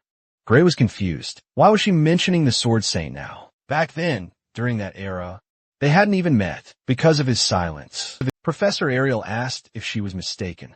She told him the way he wielded his sword gave her the distinct impression he'd learned it from Amy. But when she thought about it again, she noticed a subtle difference. It made her realize the person he'd learned swordsmanship from must have been even more skilled than Amy. "Give it a few more years," she advised him, "and Amy would be just as skilled as your master." Gray was utterly astonished she could connect those dots. He quickly replied that he'd learned his swordsmanship at a dojo in his hometown. At this point, he absolutely had to change the topic, because if he let this conversation continue, he might accidentally spill everything. So he asked, "Is it truly possible for a soul to be damaged by swordsmanship?" She replied, "No. At least, not with ordinary swordsmanship." Simply put, there was no way that something ordinary could defeat an ogre general with just one slash, not to mention cutting down all the surrounding ogres and trees too. Gray realized she already knew everything. Of course she would, and thanks to him too. She had practically already won the bet. She admitted that she'd seen the remaining scenes, and they were magnificent. Not even the most sophisticated cleaving magic could have achieved that. This led her to conclude he was using the mysterious power within him. He asked if she could actually see it with her eyes. She confidently replied, yes. She could see the power leaking through the chain door. This made him recall the door he had seen before.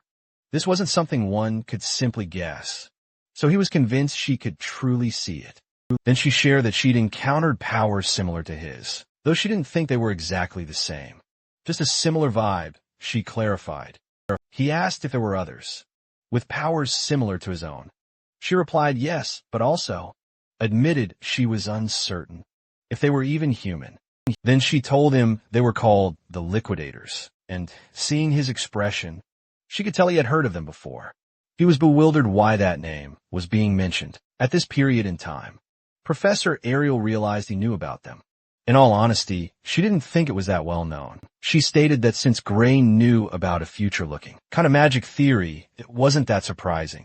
He just laughed it off all while, thinking it really was knowledge from the future, but no one else realized it yet. She asked him how much he knew about the Liquidator. He replied that he only knew that he is an extremely dangerous threat to humanity, and that he must be stopped before he even appears. If that's impossible, then he must be destroyed, no matter the cost. She replied he was being a bit extreme, though she agreed he was dangerous. But even so, Varian was intent on continuing his experiments. Gray asked how Professor Varian was related to it. She was confused why he'd asked. Then she revealed the Liquidator was the very being he was trying to summon. That was news to him. He had no idea the Liquidator was man-made. But thinking back to the Academy's actions, they acted as if they knew exactly when a liquidator would appear. Then it hit him. He was alarmed. The Academy had been involved in the summoning all along. He shouted that the experiment had to be stopped immediately, to which Professor Ariel agreed. But unfortunately, the one running, it was a professor just like her. So, she lacked the authority to shut him or his experiment down. She did push the higher-ups to cancel it, but they wouldn't listen. Gray questioned, who exactly are these higher-ups? She didn't have the authority to tell him that either. She summed up that unless the orders came from above, no one could force the experiment to stop. He was disappointed that not even a name was given. He realized the Academy's leadership was far more tangled than he thought. But if that person was a criminal, it changed everything in the last world. Varian's illegal experiments had killed tens of thousands, and he even knew where he'd carry them out. He revealed that he knew where Varian conducted the illegal experiment, and he thought of catching him red-handed. But Professor Ariel told him that wouldn't work either. He asked why.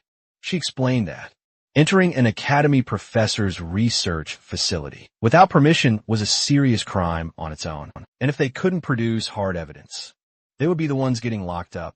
It made her ask if he had proof of his crimes. He became silent. She continued, saying that if not, then they'd have to put off the conversation for the time being. He realized she knew it was dangerous, and her hands were tied. He simply replied that he understood her. Then, she changed the subject to talk about his power. She asked if he wanted to learn how to control it. That caught his attention. He asked if she could really do that. She replied that there was a professor in the Academy. He's an expert at handling all sorts of unknown forces. His name was Heathcote Longfellow. He instantly recognized the name.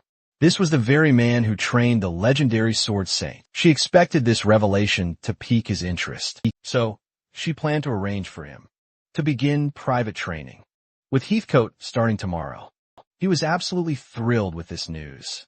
After all, the sole reason he joined the Academy was to master his immense power. He never expected to find a lead this quickly. The very next day, Heathcote Longfellow attacked him. He couldn't believe his eyes. He was actually receiving private lessons from Heathcote Longfellow himself, but he was confused why they were just running. They were deep in the middle of the forest. Even though Heathcote was far ahead of him, he could tell Gray's mind was starting to wander. He yelled that if Gray had room for stray thoughts, then he needed to pick up the pace.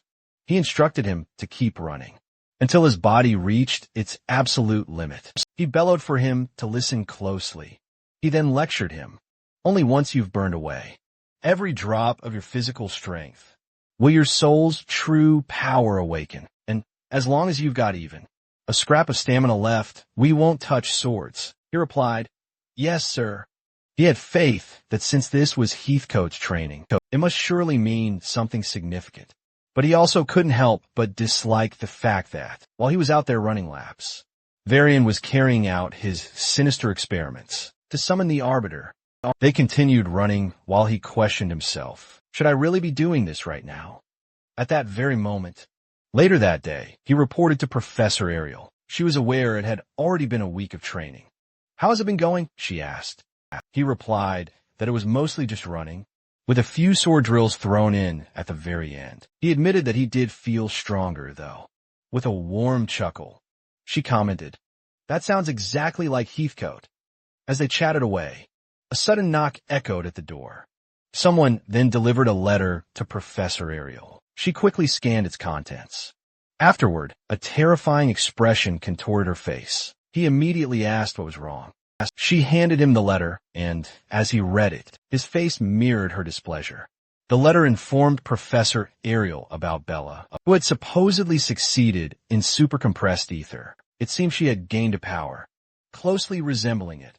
However, upon closer examination, it was clear she hadn't actually compressed it. Therefore, her new ability cannot be recognized as supercompressed ether. So, their contract remains perfectly valid, and the surgery would proceed as scheduled. The sender? None other than Varian Bradley. Gray's fury erupted. He yelled, "This is pure insanity." Professor Ariel realized Varian was dead set on forcing her into surgery, even though she didn't need it anymore. He asked if Bella couldn't just refuse. She replied that, unfortunately, the contract was completely airtight, unless Varian himself voided it. Bella's only choices were expulsion or the dreaded operation. Gray absolutely couldn't accept that. She declared that she needed his help. She wanted to know Varian's lab location, because if they exposed him as a criminal, the contract would instantly become null and void. He was caught off guard, but in moments a smile spread across his face. Then he reminded her of her own words. "It's dangerous without proof." She replied, "We'll find the evidence." She was placing her faith in him. Thinking about it now, she admits she could have done this already, from the very start, because her eyes had always told her he was telling the truth. It just took her too long to truly admit it. She demanded he show her the way, and together they would expose Varian's crimes. Gray informed Professor Ariel that Varian's laboratory was hidden deep in the mountains, near the village of Torowell. She recalled him once owning an academy there, an authorized laboratory. He just couldn't believe it. He was conducting illegal experiments inside an authorized lab. She then told him that there was no better place to conduct illegal experiments, except there, no one would bat an eye, even if he stayed there for ages. On top of that, no professor from the academy would ever interfere with another's lab. But as long as they secured evidence of his crimes, they wouldn't be charged for breaking into his lab. And suddenly, Bella knocked on the door. Professor Ariel invited her to come in. Bella reported that she had received the letter. Professor Ariel took it from her hands and told her not to worry, because she'd take care of it. Bella was about to ask what she meant. She asked if the professor was truly planning to fight Varian, for her sake. She also asked if she would do it all by herself. Professor Ariel was simply amused. Then, she replied that she alone was enough. Bella turned to Gray. Gray told the professor to wait, because he was coming too. Bella also wanted to come, especially since it was her problem. She told them to hold their horses, because they'd be going against an academy professor. Not only that, but he was also a lunatic who had repeatedly conducted dangerous human experiments. If he caught one of them, there was no telling what he'd do. She couldn't let the two of them go to such a place. Gray pointed out that all the more reason why going alone was dangerous. If he used the same power he used to take down the ogre general, he should be able to be of some help to her. He added that if Professor Ariel disappeared, he, as a Divine Eye admission student, would get expelled. Hearing that made her flinch. He requested to let them decide their own fate. The professor watched them, then sighed.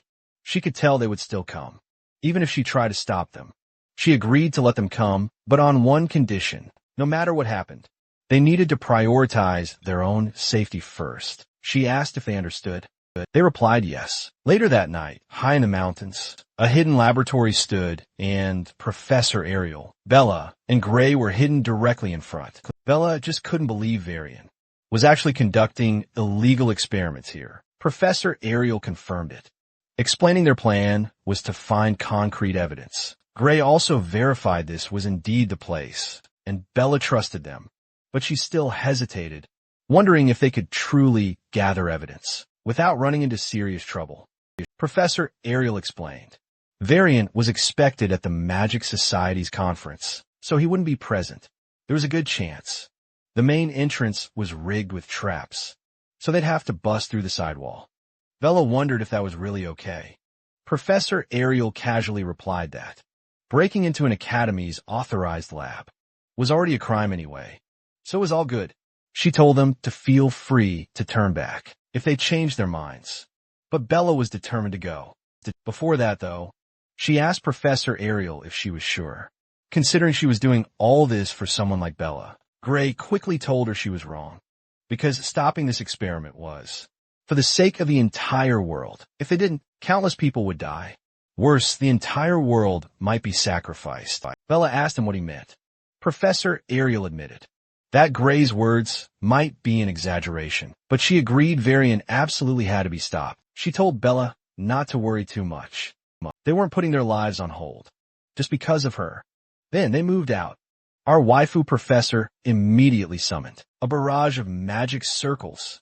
She attacked the laboratory, making the entire wall collapse. It was such a colossal explosion. Gray couldn't help but think it was totally over the top, now that there was a massive hole in the wall. As they stepped inside, Gray's eyes widened at the horrifying sight. It was a dark alleyway, lined with grim, ominous cells. Inside, people who were mere skin and bones were chained desperately to the walls. Some bled from lost limbs or grievously punctured bodies. Just this glimpse alone was enough. Professor Ariel instantly knew there was no need for them to even bother looking for more evidence. There were so many tortured souls. With just a glance, Professor Ariel identified 14 forbidden spells, each a criminal offense in itself. And that's not even mentioning the unauthorized human experimentations, an equally heinous crime. As they continued to search, something else caught their eye. It was some kind of twisted altar. Bella asked, "What should we do?" Their initial plan was just to leave with evidence, but now she had to ask, should they try to rescue these trapped people too? Gray warned, "We can't stay here long. Varian could return at any moment." To his utter shock, a voice behind him calmly asked, "Did someone call for me?" Professor Ariel demanded, "What happened to your conference?" It was Varian. They were all stunned by his sudden appearance. He smirked, "I arranged for a double to go in my place instead, because I had a far more important experiment here."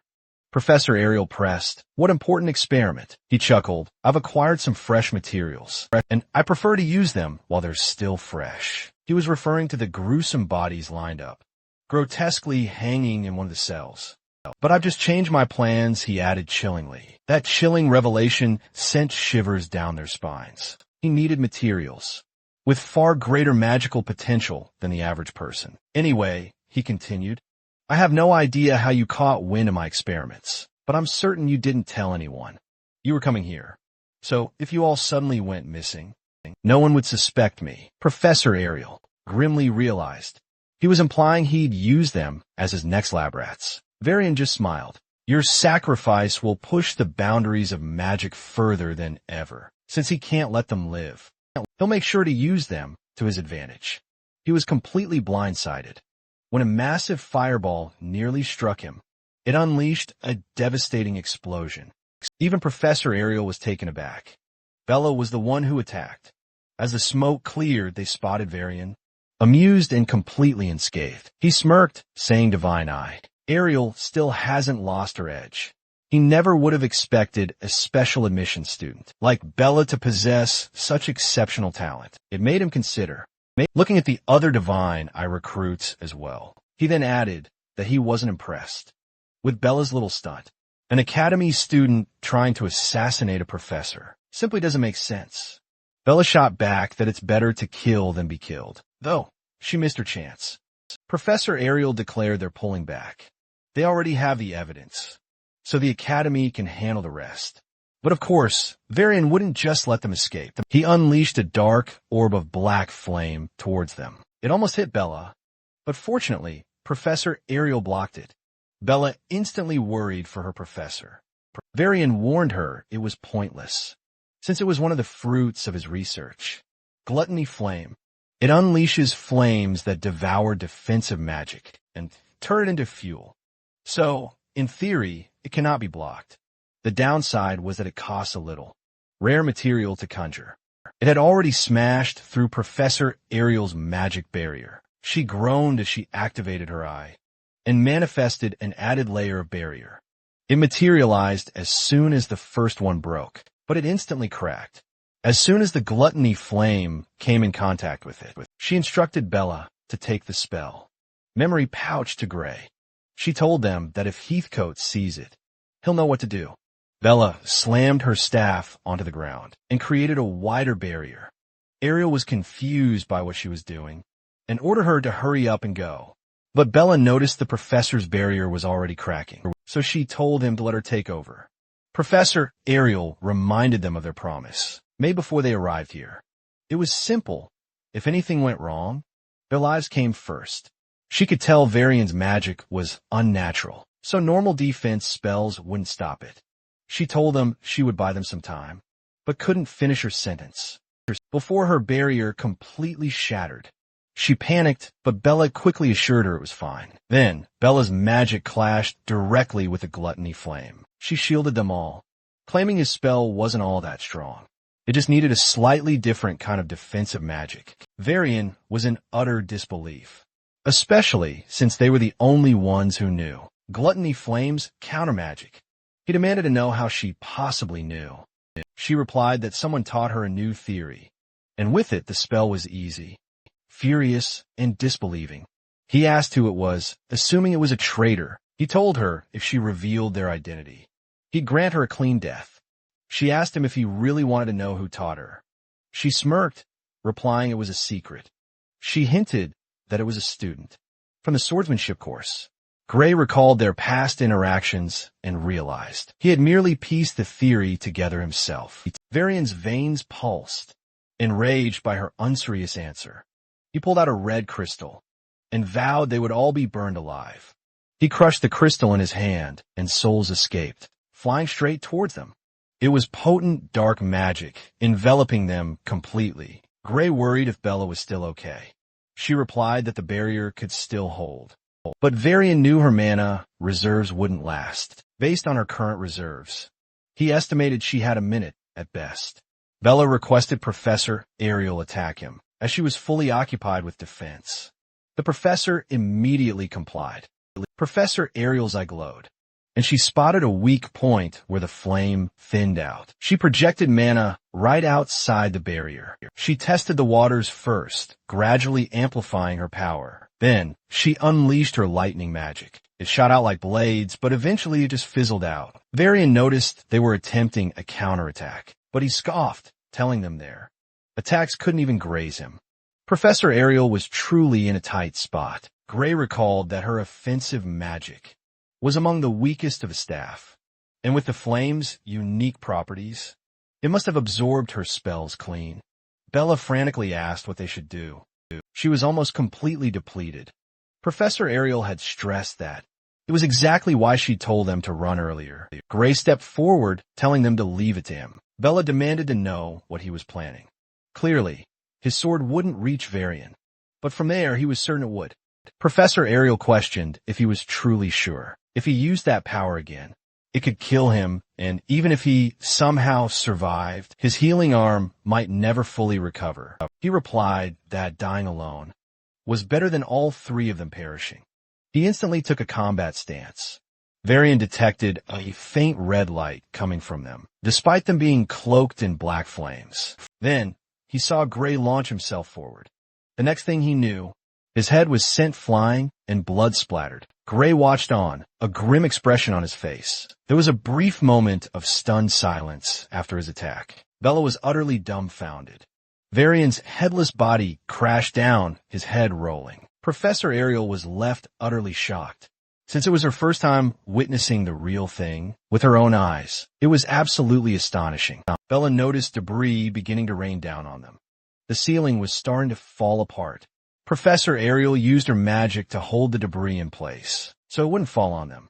She expressed that what had happened was beyond her wildest expectations. She then asked if he was all right. Gray let his sword clatter to the ground, his hands trembling. As he answered, his dominant hand ached a bit, and it was also partially numb, but he could still move it. He retrieved his sword using his other hand. From that action alone, she could clearly tell his training was paying off. He readily agreed with her. He knew if he had been the one to use that power. Back in the village, he would have been out cold for days, waking up, completely unable to move his arms. Now it just left him with a sore arm. That was quite the improvement. He realized his training had truly paid off. As he was lost in thought, Professor Ariel watched him intently. She expressed her gratitude, saying it was thanks to him that they were still alive. She also apologized for him having to use that power. He told her not to worry about it. Besides, he was the one who insisted. They had to stop Varian in the first place. Still, she thanked him again. But then she requested that, if possible, he refrain from using that power for a while. Else the damage would become irreversible. She looked genuinely worried. That caught him off guard. He thought about it and simply replied that he understood. Then Bella called out to him. She asked if it was magic, since she hadn't sensed any ether at all. She was completely baffled, as trying to explain that much power as mere magic was simply impossible. Professor Ariel politely told her not to probe any further on that matter, and she wasn't allowed to mention a single word about what she saw either. She asked why, but the professor replied she couldn't promise, that she wouldn't be forced to erase her memories. Bella replied that she understood and offered a magic contract. Professor Ariel agreed to that. They signed a contract after that. Gray asked what they should do next. He was concerned about the experiments, but he wanted to help those people first. He checked, and they looked like they were merely put to sleep with magic. Professor Ariel responded that, even if those people weren't in immediate danger, it would be best to take them to the academies, medical facilities, to be safe. With a crisp snap of her finger, the entire area erupted in a golden glow, enveloping everyone present in its radiant embrace. This golden light offers protection from any external harm. With their safety secured, she urged them to investigate the area further. Taking a closer look at the facility, she was appalled by its true horror. Illegal experiments were being conducted everywhere, stretching as far as her eyes could see. Almost all of them involved heinous human sacrifice to produce powerful magic catalysts or to grotesquely enhance human magical abilities. Yet, she didn't observe any experiments relating to the mysterious liquidator. This led her to suspect that it was being held in a different, separate facility. Gray found this particularly strange. This was the very site where a catastrophic incident had killed tens of thousands of people. Before he regressed in time, he couldn't help but wonder, how could a mere production of a magical catalyst lead to such a devastating accident? Then, a chilling memory resurfaced. What had truly killed those people in his past timeline was a deadly miasma that welled up from the ground itself. Professor Ariel noticed his troubled expression, prompting her to ask what was wrong. Bella, too, cast a concerned glance his way. He suspected there was something sinister lurking beneath this very place. He suggested the possibility of hidden passages leading deep underground. Professor Ariel surveyed her surroundings. Bloodstains marred the floor and dirt, but no hidden passages were visible. Then, her special eye detected a faint trace. She cautiously approached the spot. Crouching down, she meticulously inspected the ground. It was incredibly faint, but she could undeniably sense traces of short distance. Teleportation magic permeating the area. She deduced that this must be a space accessible only through teleportation magic. Based on the magical traces, the teleportation distance was approximately 300 meters. Clearly, something significant lay hidden there. Gray eagerly asked if they could reach it. She revealed that she, too, possessed the ability to use short-distance teleportation gates. She gave it a try, and a magic circle materialized on the ground. If there's nothing, the other end of the gate should lead to nothing but barren earth.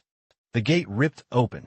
What they saw left them utterly flabbergasted. It was a vast expanse, teeming with countless buildings, almost like a hidden city. No one would ever imagine such an immense space existed, tucked away beneath that very facility. Bella could sense a tremendous surge of ether, pulsating from every direction, especially from the peculiar building she pointed towards. It was a deceptively simple circular structure. Professor Ariel observed it wasn't just ether at play, but an entirely different kind of power.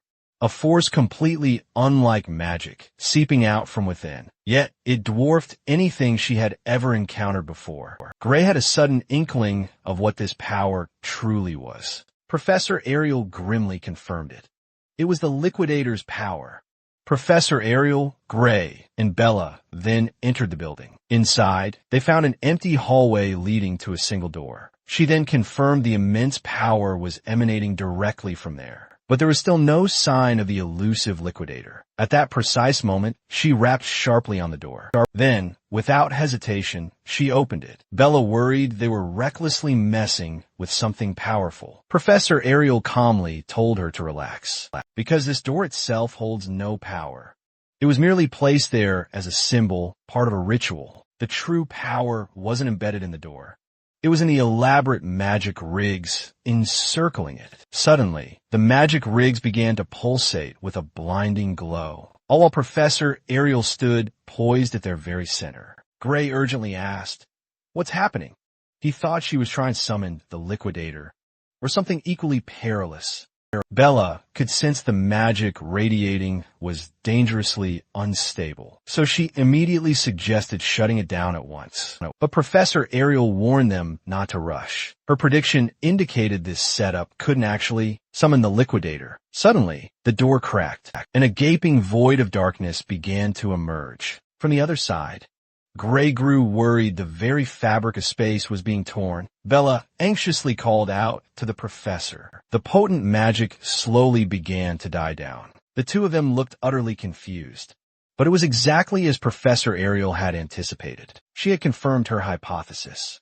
These devices weren't actually designed to summon the liquidator. They just punched a tiny gap towards its very existence. Then they funneled all that leaking power. The core they used to crystallize this power was most likely made from human lives. She could tell at least 10 souls had been used so far, but the molding process might have demanded even more sacrifices. Her guess was that the majority of the people they saw upstairs were taken to be nothing but raw materials. Bella questioned why they'd go to such extreme lengths, just to gather power. She wondered what exactly they were trying to achieve with it. The black flame variant unleashed during their fight was most likely boosted by that crystal, and that crystal was just the byproduct after they finished processing it. She also knew this. The catalyst wouldn't be limited to just flames. If they mass-produced this stuff, no one knew exactly what they planned to do with it. The cracks on the door were slowly disappearing. Gray asked if Varian wasn't trying to summon the liquidator after all.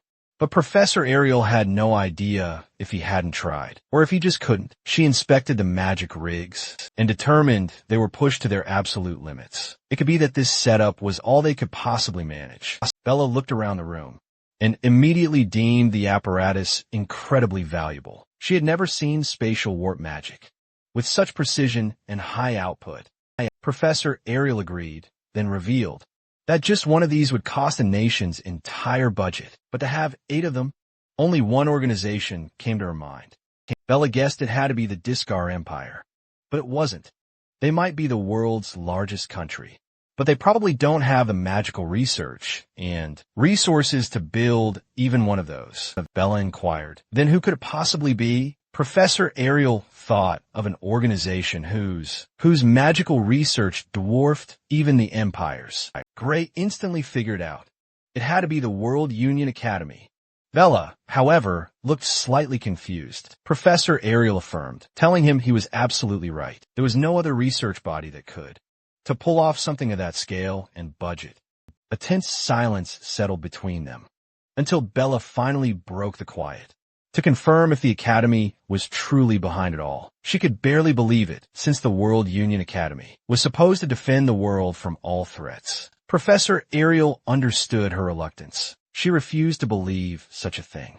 But she also couldn't think of any other group that could pull off such a feat. Gray argued that it didn't mean the entire Academy was their enemy. He firmly believed that most people there would be on their side, because before his regression, the Academy's top forces were the ones fighting on the front lines, even outshining the subjugation squads. They tirelessly protected civilians right until the very end. After witnessing that future, he couldn't believe the Academy was humanity's enemy. Professor Ariel pointed out that, just as he said, most of the Academy probably acts for humanity's good and wouldn't allow experiments that needlessly waste lives. However, the Academy also boasts countless researchers, as well as facilities that hardly anyone in the world truly understands the full picture of. And she could tell that whoever was truly behind Varian had some seriously powerful backing. He couldn't have arranged all of that with his authority alone. Bella realized they couldn't fully trust the Academy either. Professor Ariel had watched the Academy from the inside for decades. One thing she could say was this: it's not an organization they can blindly trust. Most of the people inside genuinely believed they were doing what was best for humanity. Even the ones behind these experiments had probably convinced themselves that it was for the greater good. She could only say that the truth was buried in the dark. Gray probed her for any ideas on how they could find the mastermind. She looked around, but found no communication devices in the facility. Not a single wisp of the maker's magic residue was left in the rigs. The cover-up was incredibly thorough, that finding anything would prove nearly impossible. But then she sensed something. Suddenly, a massive explosion erupted behind Bella. The roof caved in, and chaos erupted instantly. She quickly inspected the scene, and saw they'd even installed evidence. Erasing mechanisms, but they hadn't blown the place up the moment Varian died, which led her to a startling assumption. They were planning to lure anyone snooping around before detonating the whole place. Bella screamed that this was no time for hypotheses, because they needed to get out of there fast. Professor Ariel calmly told her to relax, because it was just magical explosives. She confidently claimed that the World Union Academy's professors weren't weak enough to be killed by something like this. Professor Ariel then created a powerful magic circle and warned them not to step out of it. The magic rigs around them also began to glow. This was truly a close call. Luckily, they vanished. Just moments before, everything completely collapsed. They had teleported just outside the laboratory, along with several other people. Everyone who was captured made it out safely. Bella genuinely thought she was going to die. Gray, ever practical, commented that they were still too close to the lab to feel comforted. Professor Ariel responded that they had more baggage than she expected, so it slowed the teleportation down. But it was absolutely worth it, because they managed to take the magic rigs with them. Once they show these to the Academy, they won't be able to ignore them anymore. The night deepened, and by the next day, they were informed that the survivors were being treated in the Academy's medical wing. The one who delivered the news was none other than the World Union Academy headmaster, Ordrum Alexandro himself. He expressed his immense gratitude to them for stopping Varian's illegal experiments. Then he brought up the crucial topic of the magic rigs. Each single rig was worth more than a national budget. Professor Ariel knew this, and there were 8 of them. She was certain there was no way he could have gathered that kind of firepower alone. She wondered how he obtained those. He answered that it was stolen goods. They were hijacked mid-transport, and 78 transport agents were wiped out. That was surprising news. Hearing that, 78 transport agents of the Academy were dead. She remembered an incident 15 years ago. Alexandro confirmed that the stolen cargo back then carried those magic rigs. Professor Ariel recalled the one responsible for it. He revealed it was Blood Drinker. He assumed she knew him. Gray was familiar with them. The world's biggest crime organization. Bella described them as parasites of the world that always crawl back, no matter how many times people crush them. Her intense description made Gray glance at her, but made sense when she revealed that they killed her parents. Alejandro confirmed her description, because despite being exterminated hundreds of times, they still resurfaced. No one knows where they hide or who leads them. Some say over 10% of all crime-related deaths were their doing. It wouldn't surprise Alexandro if some of their people were already inside the Academy. What's worse was that there's no way to tell them apart. Even if there was, the Academy wouldn't act on it. That made Gray raise his tone as he asked what he meant. Professor Ariel replied that it's how the Academy operates now. Anyone with talent get a chance to grow stronger, no matter their bloodline, race, or gender. Alexandro confirmed that and added that it also doesn't matter if they're criminals. Bella yelled that it was absurd. She argued that if there were criminals, they should be dealt with. Alejandro agreed, however. The higher UPS don't seem to share that view. She was confused, because he was supposed to be the headmaster.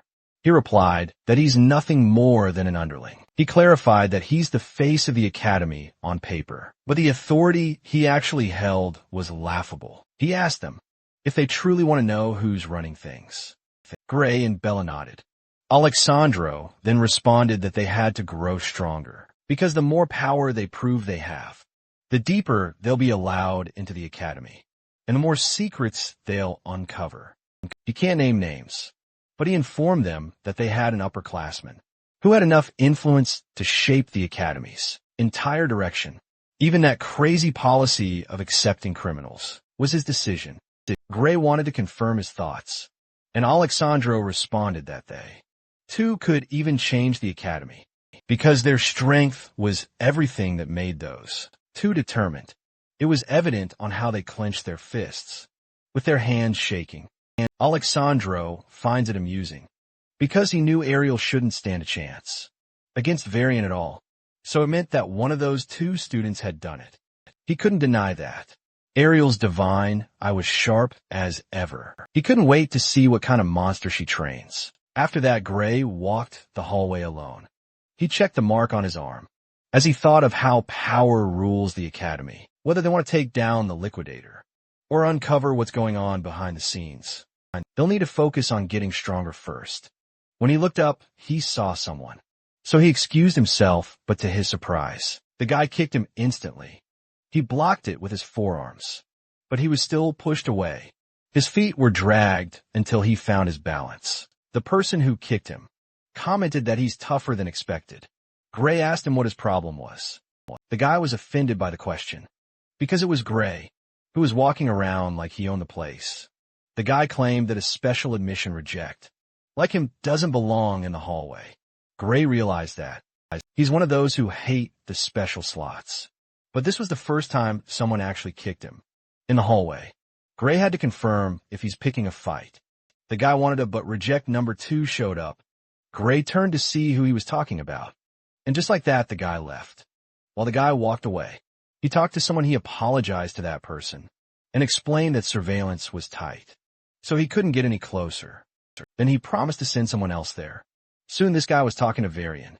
And just as we thought, that old traitor is still alive. Professor Ariel asked Gray what happened. He replied that some random student kicked him, while saying that a divine, I special admit like him, shouldn't even be walking around the academy's halls, since there were no weapons or injuries. Professor Ariel couldn't officially do anything about that, so she suggested that he chase him down and punch the lights out of him. Gray was surprised to learn that he's allowed to do that. She couldn't technically permit him as his professor, but she reasoned that her eyesight's been getting pretty bad lately, so if something were to happen nearby, she might not notice it. She acted the part to look more convincing. Gray finds that way too suspicious, so he decides to leave the guy alone. He didn't want to cause any more trouble. She thinks it was such a shame, but she was curious if divine, I special admits, were disliked that much. He told her that some people made fun of them sometimes, but it was the first time that it had gotten physical. She realized that her students were being mocked. She apologized to him. She felt bad not having more authority in the school. He assured her that there's nothing to worry about. If it weren't for her, he wouldn't even be in the academy. And he was certain that Bella and the others would prove that the Divine Eye program wasn't a mistake after all. She had good eyes that left her speechless. It made her blush, and then she thanked him. Bro's riz is getting effective. Then she told him not to act like it's someone else's problem, because out of everyone in the Divine Eye group, he was the one she expects the most out of. She believed that Amy White, Leek Muller, Jacob Bloomfield, like the special admits before then, would all become top tier. But the first time she truly believed someone could surpass humanity itself was when she met him. He felt bothered that she compared him to them, but he realized that was a weak mindset. The mastermind behind Varian probably hasn't given up on summoning the liquidator yet, and even those great people couldn't even scratch that thing. He came back to that timeline to make sure he could defeat it. He remembered what he was told. The fate of the world rests in his hands. After that encounter, the swordsmanship class had a live combat practice. The students paired up, according to the list on the board. Gray had to be sharp for this practical training. It was because if he screws up, everyone would start bad-mouthing. All the Divine Eye admits again. At the very least, he needs to show he can keep up with the regular students. But he was paired with Leonard Appius. He's the top of the swordsmanship course. In other words, he's the strongest first-year student. The professor informed them that he matched the students of similar skill level, so they don't have to hold back, and to treat it like a real fight. But Gray thought it was a joke. He wondered how he'd end up fighting the top student when he barely got in as a special admit. On top of that, the guy already hates Divine Eyes students. He expected him to be itching to beat him bloody. After the incident last year, someone then caught our MC's attention. Leon Hart approached him and expressed that he's glad to be paired with him. Deep inside, since he got to spar with Gray, he felt that becoming top of the class was worth it. In Leon's mind, he trained harder than anyone. He wanted to showcase his swordsmanship to Gray. Gray's mouth twisted when he saw him. Leon Hart's smile was too bright. It made Gray certain that Leon Hart's loving the fact that he finally has the chance to beat him up legally. He stuttered when he replied that he was looking forward to it. Just look at this facial expression, dude. A few moments later, the professor asked if everyone was ready. The match began. Leon Hart attacked at once. Gray blocked him with his sword. He struggled, though. He was pushed back when Leon Hart swung his sword. Leon Hart was focused. He attacked again, and Gray barely evaded it. Then Gray gripped his sword tightly and counterattacked. Leon Hart blocks his sword, while acknowledging that he was strong. It was hard to believe that he didn't make it through. Regular admission, they continuously clashed swords. Gray expected to get wrecked instantly, but he's actually holding up. But still, he couldn't match his raw power even with both his arms. Leon Hart's swordsmanship was insane. It was a proper by-the-book style. He described it as polite swordsmanship, but perfected to a terrifying degree. Even with the experience from his past life and his master's training, he could call Leon Hart a monster. For someone in his first life, their fight captured the attention of the other students. They were impressed how Gray was keeping up with Leon Hart. Leon Hart felt wonderful. He expressed how he could do that all day. But Gray was worried since his stamina can't keep up. If it weren't for Heathcote's training, he'd already be down. He didn't know that Leon Hart was bothered, that he still wasn't out of breath. It wasn't obvious that Gray was running out of stamina. Deep inside, Gray felt rushed to end it at once. He remembered the professor saying, to fight like it's a real one. He focused and watched him attack. He ducked when the sword was swung at him, and while on the ground, he turned his body using his hand. Leon Hart was caught off guard when Gray targeted his ankle. Leon Hart was caught off guard with his move. When he saw Gray's expression, he realized that he was treating it like a real life or death battle. He gripped his sword tightly. He gave his best because he couldn't afford to lose. After several clashes eventually, those two ended up pointing their swords on each other's throat. Gray declared it was a draw. He helped him to get up. Leon Hart accepted his hand, but responded that it wasn't quite like that, because he admits that in the last instance, all he could do was swing his sword. On the other hand, Gray could have pierced straight through his heart if he had wished, so it was a mock battle. So he knew Gray was just forced to thrust the sword at his neck. Greg commented that, even with all those protective spells, pointing a sword at someone's heart in a mock duel was kind of messed up. Leon Hart concluded that he lost. He thanked him for making him see the difference between real combat and fencing practice. Also, he learned that fighting wasn't just about sword skills. Gray was humble, so he replied that it was a cheat move for swordsmanship class. Leon Hart reminded him that the instructor said to treat it like real combat, so there was no such thing as cheating in real combat. So he had a suggestion, and that was to have another round. Gray didn't seem fond of the idea. He only won because he caught him off guard. If they go at it head-on, he knew there was no way he'd stand a chance. It wasn't about technique anymore. He was aware that the guy's stamina leaves him to the dust, but someone stopped them. The man pointed out that they were in a sword class, and nobody said he's allowed to use anything other than a sword. He also questioned how a special admit loser like him got paired up with the top student. He warned him not to get too cocky, just because he has some magic. It wasn't like it was Gray who arranged the matchup. Leon Hart stepped in and replied that the instructor had decided that he's the only one worthy of fighting Gray. He told the guy to butt out. The instructor confirmed what Leon Hart said. He reminded them that he paired students with similar overall strength, and Gray was the only one who could take Leon Hart on. Leon Hart nodded his head in agreement. The instructor proposed to the other student to try facing Gray if he's not satisfied. If he could beat Gray, then he would be Leon Hart's opponent. He agreed then. He told Gray that he was able to beat the examiner to enter the academy. He didn't want to be lumped by those who barely scraped, a pass and a tie, or the ones who couldn't pass at all. Leon Hart realized that this guy was judging Gray by his admission category, without even knowing his true strength. He saw his old self in him, but he also thought it would be a good chance to make them recognize Gray's power more than that. He's annoyed that this guy interrupted his time with Gray. The guy noticed his expression. Leon Hart wanted to judge him with death for that crime. The poor guy was puzzled as to why he's so pissed, since the guy didn't like the real combat rule. He agreed that they could only use their swords. He asked Gray if he's okay with that. Gray had no clue how strong the guy was, but if he got into the academy through regular exams, he knew it wouldn't be that easy. He could tell he had more stamina and strength in him, even with his master's brutal training. He couldn't beat years of proper nourishment and conditioning.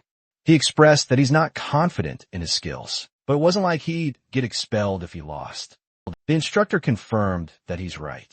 It was just a practice class, but he reminded them not to go easy on each other. After hearing that, Gray agreed. As soon as the signal to begin was given, the guy charged at him. The guy was thrilled to put him into his damn place. Gray blocked the sword. He got slightly confused. He moved his sword and pushed the guy away. The guy was surprised. Gray felt that his hits were light, and his powers were nothing special. Of course, this fucker attacked again. Gray wondered if he's holding back. He simply swung his sword, and to their surprise, the guy was hit and he bled. He fell to the opposite side, and the instructor announced that the match was over. Gray got nervous. He asked him if he's okay. He was aiming for his sword, but he actually hit the guy. He was expecting him to dodge, but this guy claimed that it was just a fluke, and he was just caught off guard. His face was a mess with tears flowing, and blood stains on his nose and cheeks. But since his ego is bigger than his brain, he challenged our MC again. The other students pitted him. Since it looked painful, the instructor could only sigh. Then, he agreed to let them do it until they're satisfied. He charged again. Time passed by. Gray looked fine. He asked the guy if he's okay. The guy could barely open his eyes. His face was already unrecognizable from all the bruises and bumps. His speech was slurred when he replied that he's fine. He still assumed a combat stance. With his condition, the instructor had to tell them to stop. He told one of the students to take him to the infirmary. After that, he announced that the year's representatives would be Gray and Leon Hart. He asked if there were any objections from a class. Gray had no idea what representatives were. The instructor explained that the top first years would take on the second year champion in the inter-year battle. The first years had lost 35 times in a row, but with Gray there, he had a feeling that in that year, things would be different. Gray was surprised to hear that there have been 35 losses. He inquired if the power gap between first years and second years were really that big. The instructor replied yes. A year at the academy was huge. He told them that losing was normal. If anything, it was expected. So if they could even put up a decent fight, it was already impressive. And if he wins, that would go down in the academy's history as a miracle. Just being chosen to fight would be considered an honor. The professor tapped his shoulder and told him not to stress it too much. He also dismissed the class before leaving. Gray realized that the inter-year battle wasn't as serious as he thought. Still a divine, special student. It was a perfect chance to prove that he could actually fight. He knew that he needed to train hard. Meanwhile, the faculty had a meeting, and last on their agenda was Professor Boudra's proposal. Professor Ariel watched him. Professor Boudra of the Magic Department proposed Amy White to be expelled.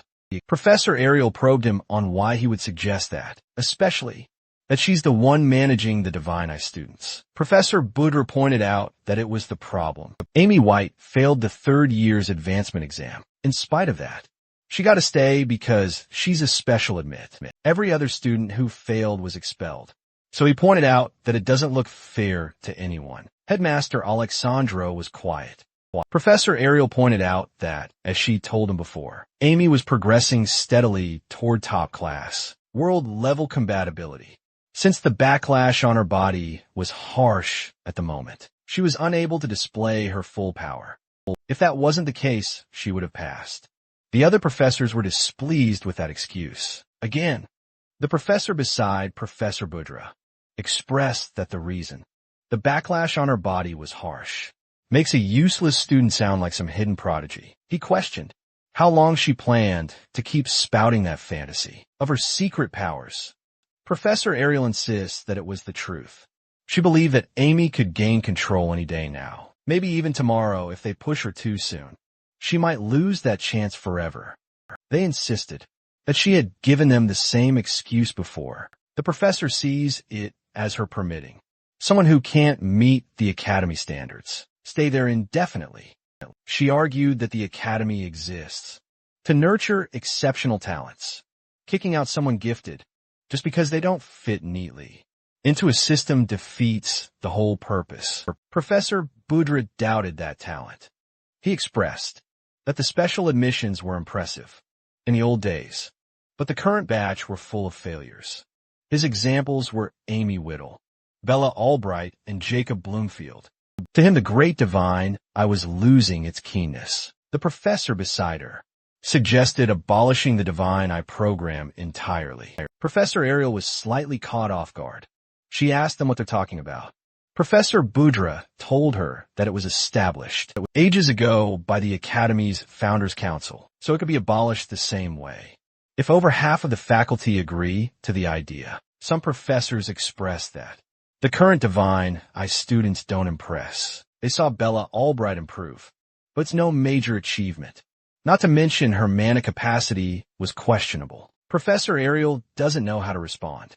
An older professor also expressed that, even though the old divine, I students were impressive, the recent batch wasn't. The others agreed that they don't have the impact they used to have. She scanned the room and saw those professors smirking, while the others looked like they're being swayed.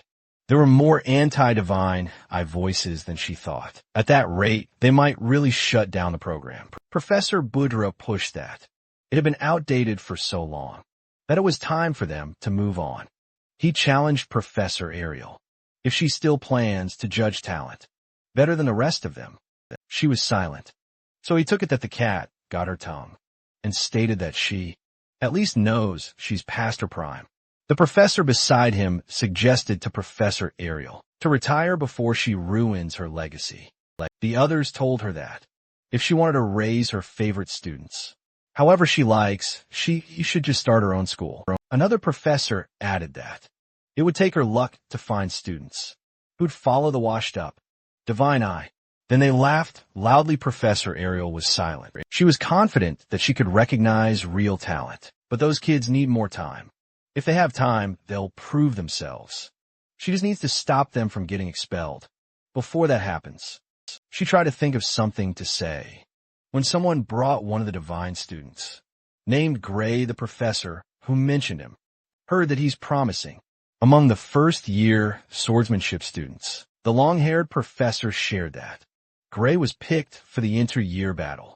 Professor Budra agreed that it sounds promising. He suggested letting him prove it in the competition. Then they could decide the Divine Eye program's future after seeing the results. Professor Ariel glanced at Professor Heathcote. He saw her and shook his head.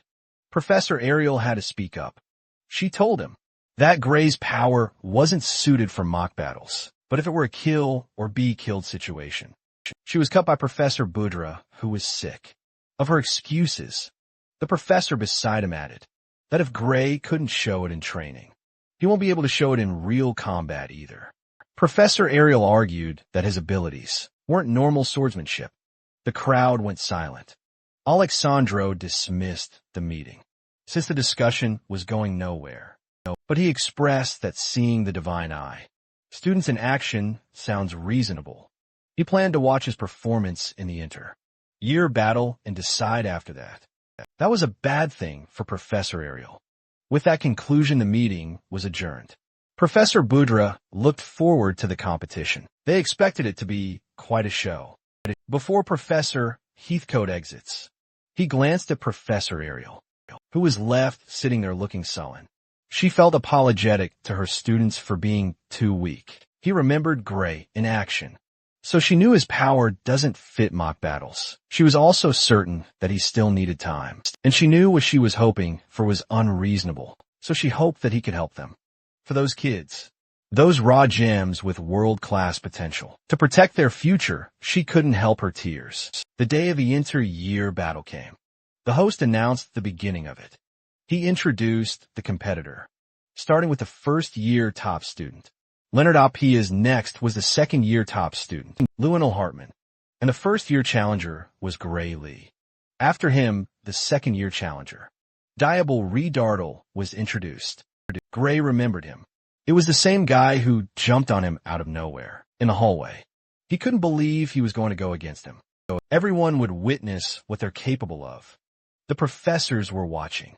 Professor Budra has this smirk on his face. Leon Hart noticed that so many professors came to observe the showdown. He asked Leonard if the interior battles were usually like that. Luinol revealed that it was a first. Only 3 fencing professors bothered to show up last year. It also made him wonder why there were so many that day. Then Leon Hart had a eureka moment. It was because the professors were curious about Gray. He approved of their excellent taste.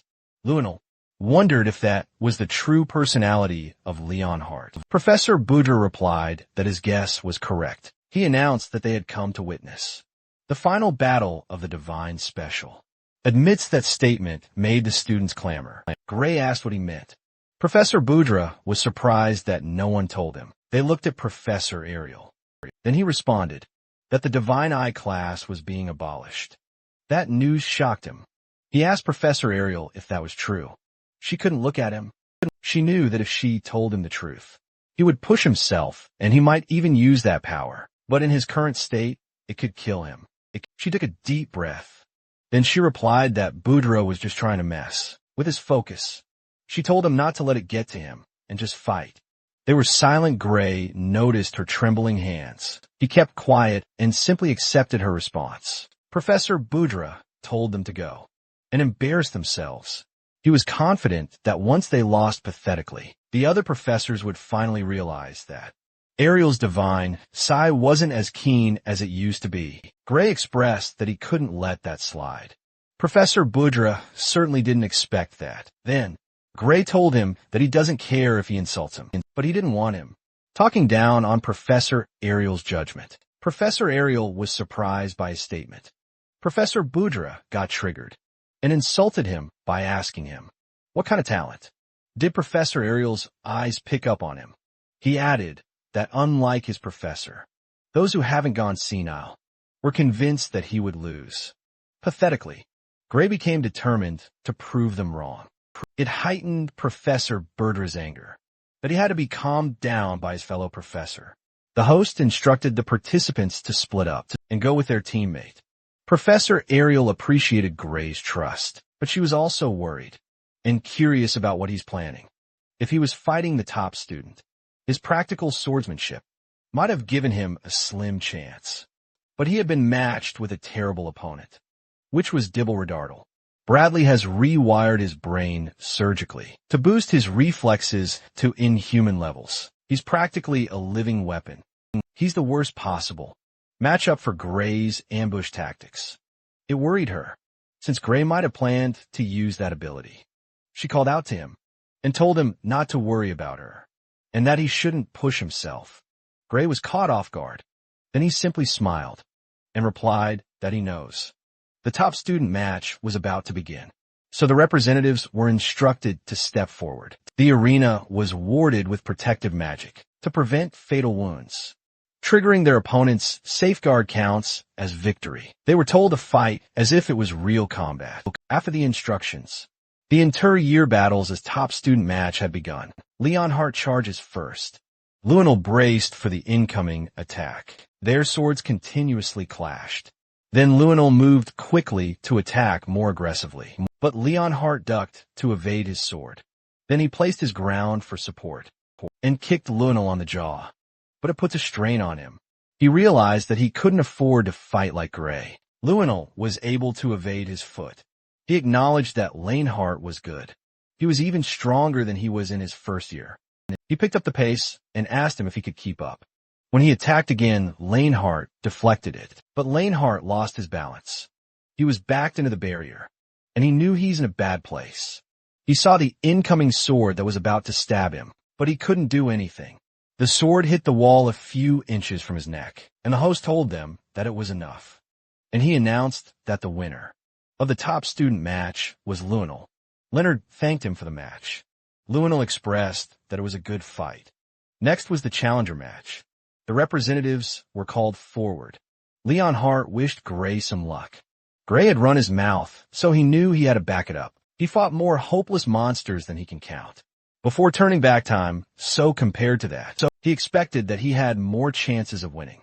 This fight, Dibble dragged his sword, making a screeching sound, while he told Professor Bradley to wait a little longer, and he would send Gray to where he was. And that was to hell.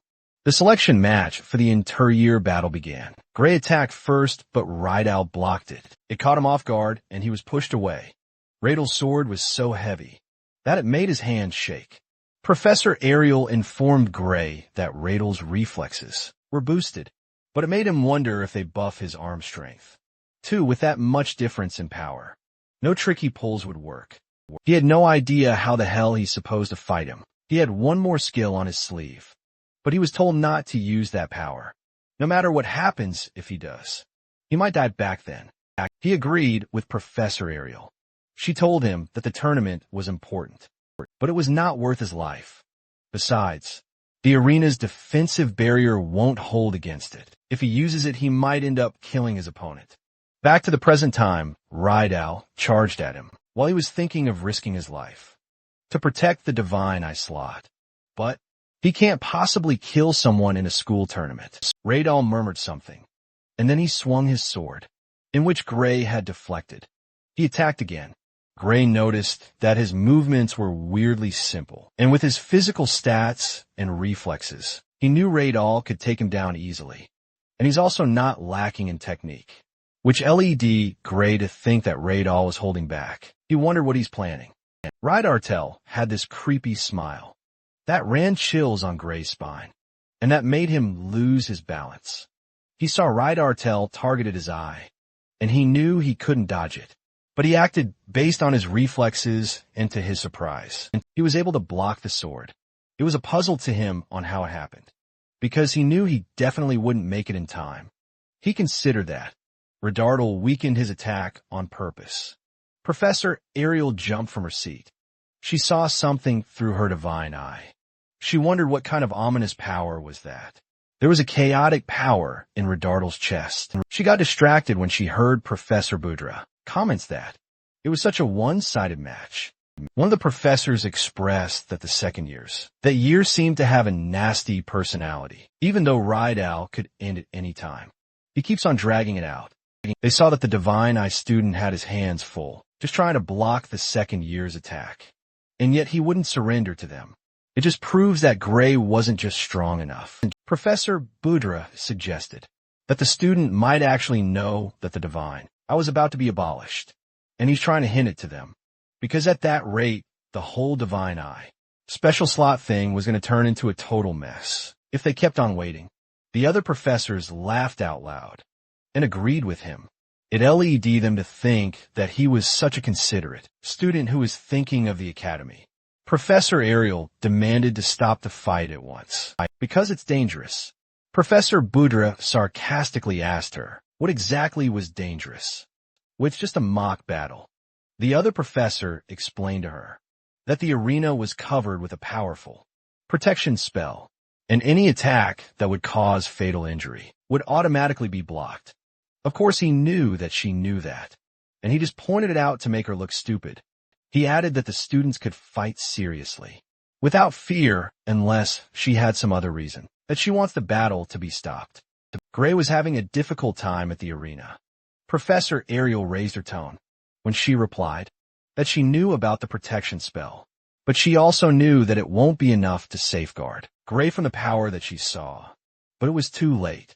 While they were having that conversation, An ominous power erupted from the arena. It made her nervous.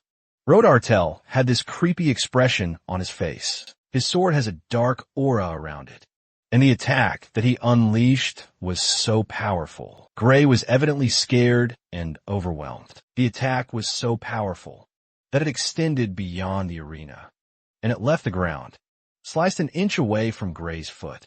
It was scary to think he could have been sliced in half like that, and he saw that. It even broke through the protective spell. Professor Budra shrieked as he was almost sliced in half. If not for the barrier, the other professors were shaken. Professor Ariel made sure to let them know that. She warned them. She cursed Varian for planting something like that in a student. She quickly unleashed her powers and tried to repair the barrier. She realized that the spectator barrier was too strong, and she couldn't use binding magic. She yelled at the other professors that it is an emergency, and they must disable the barrier immediately and cancel the tournament. She claimed that it wasn't swordsmanship anymore. Professor Budra and the other professors were too shaken from the incident.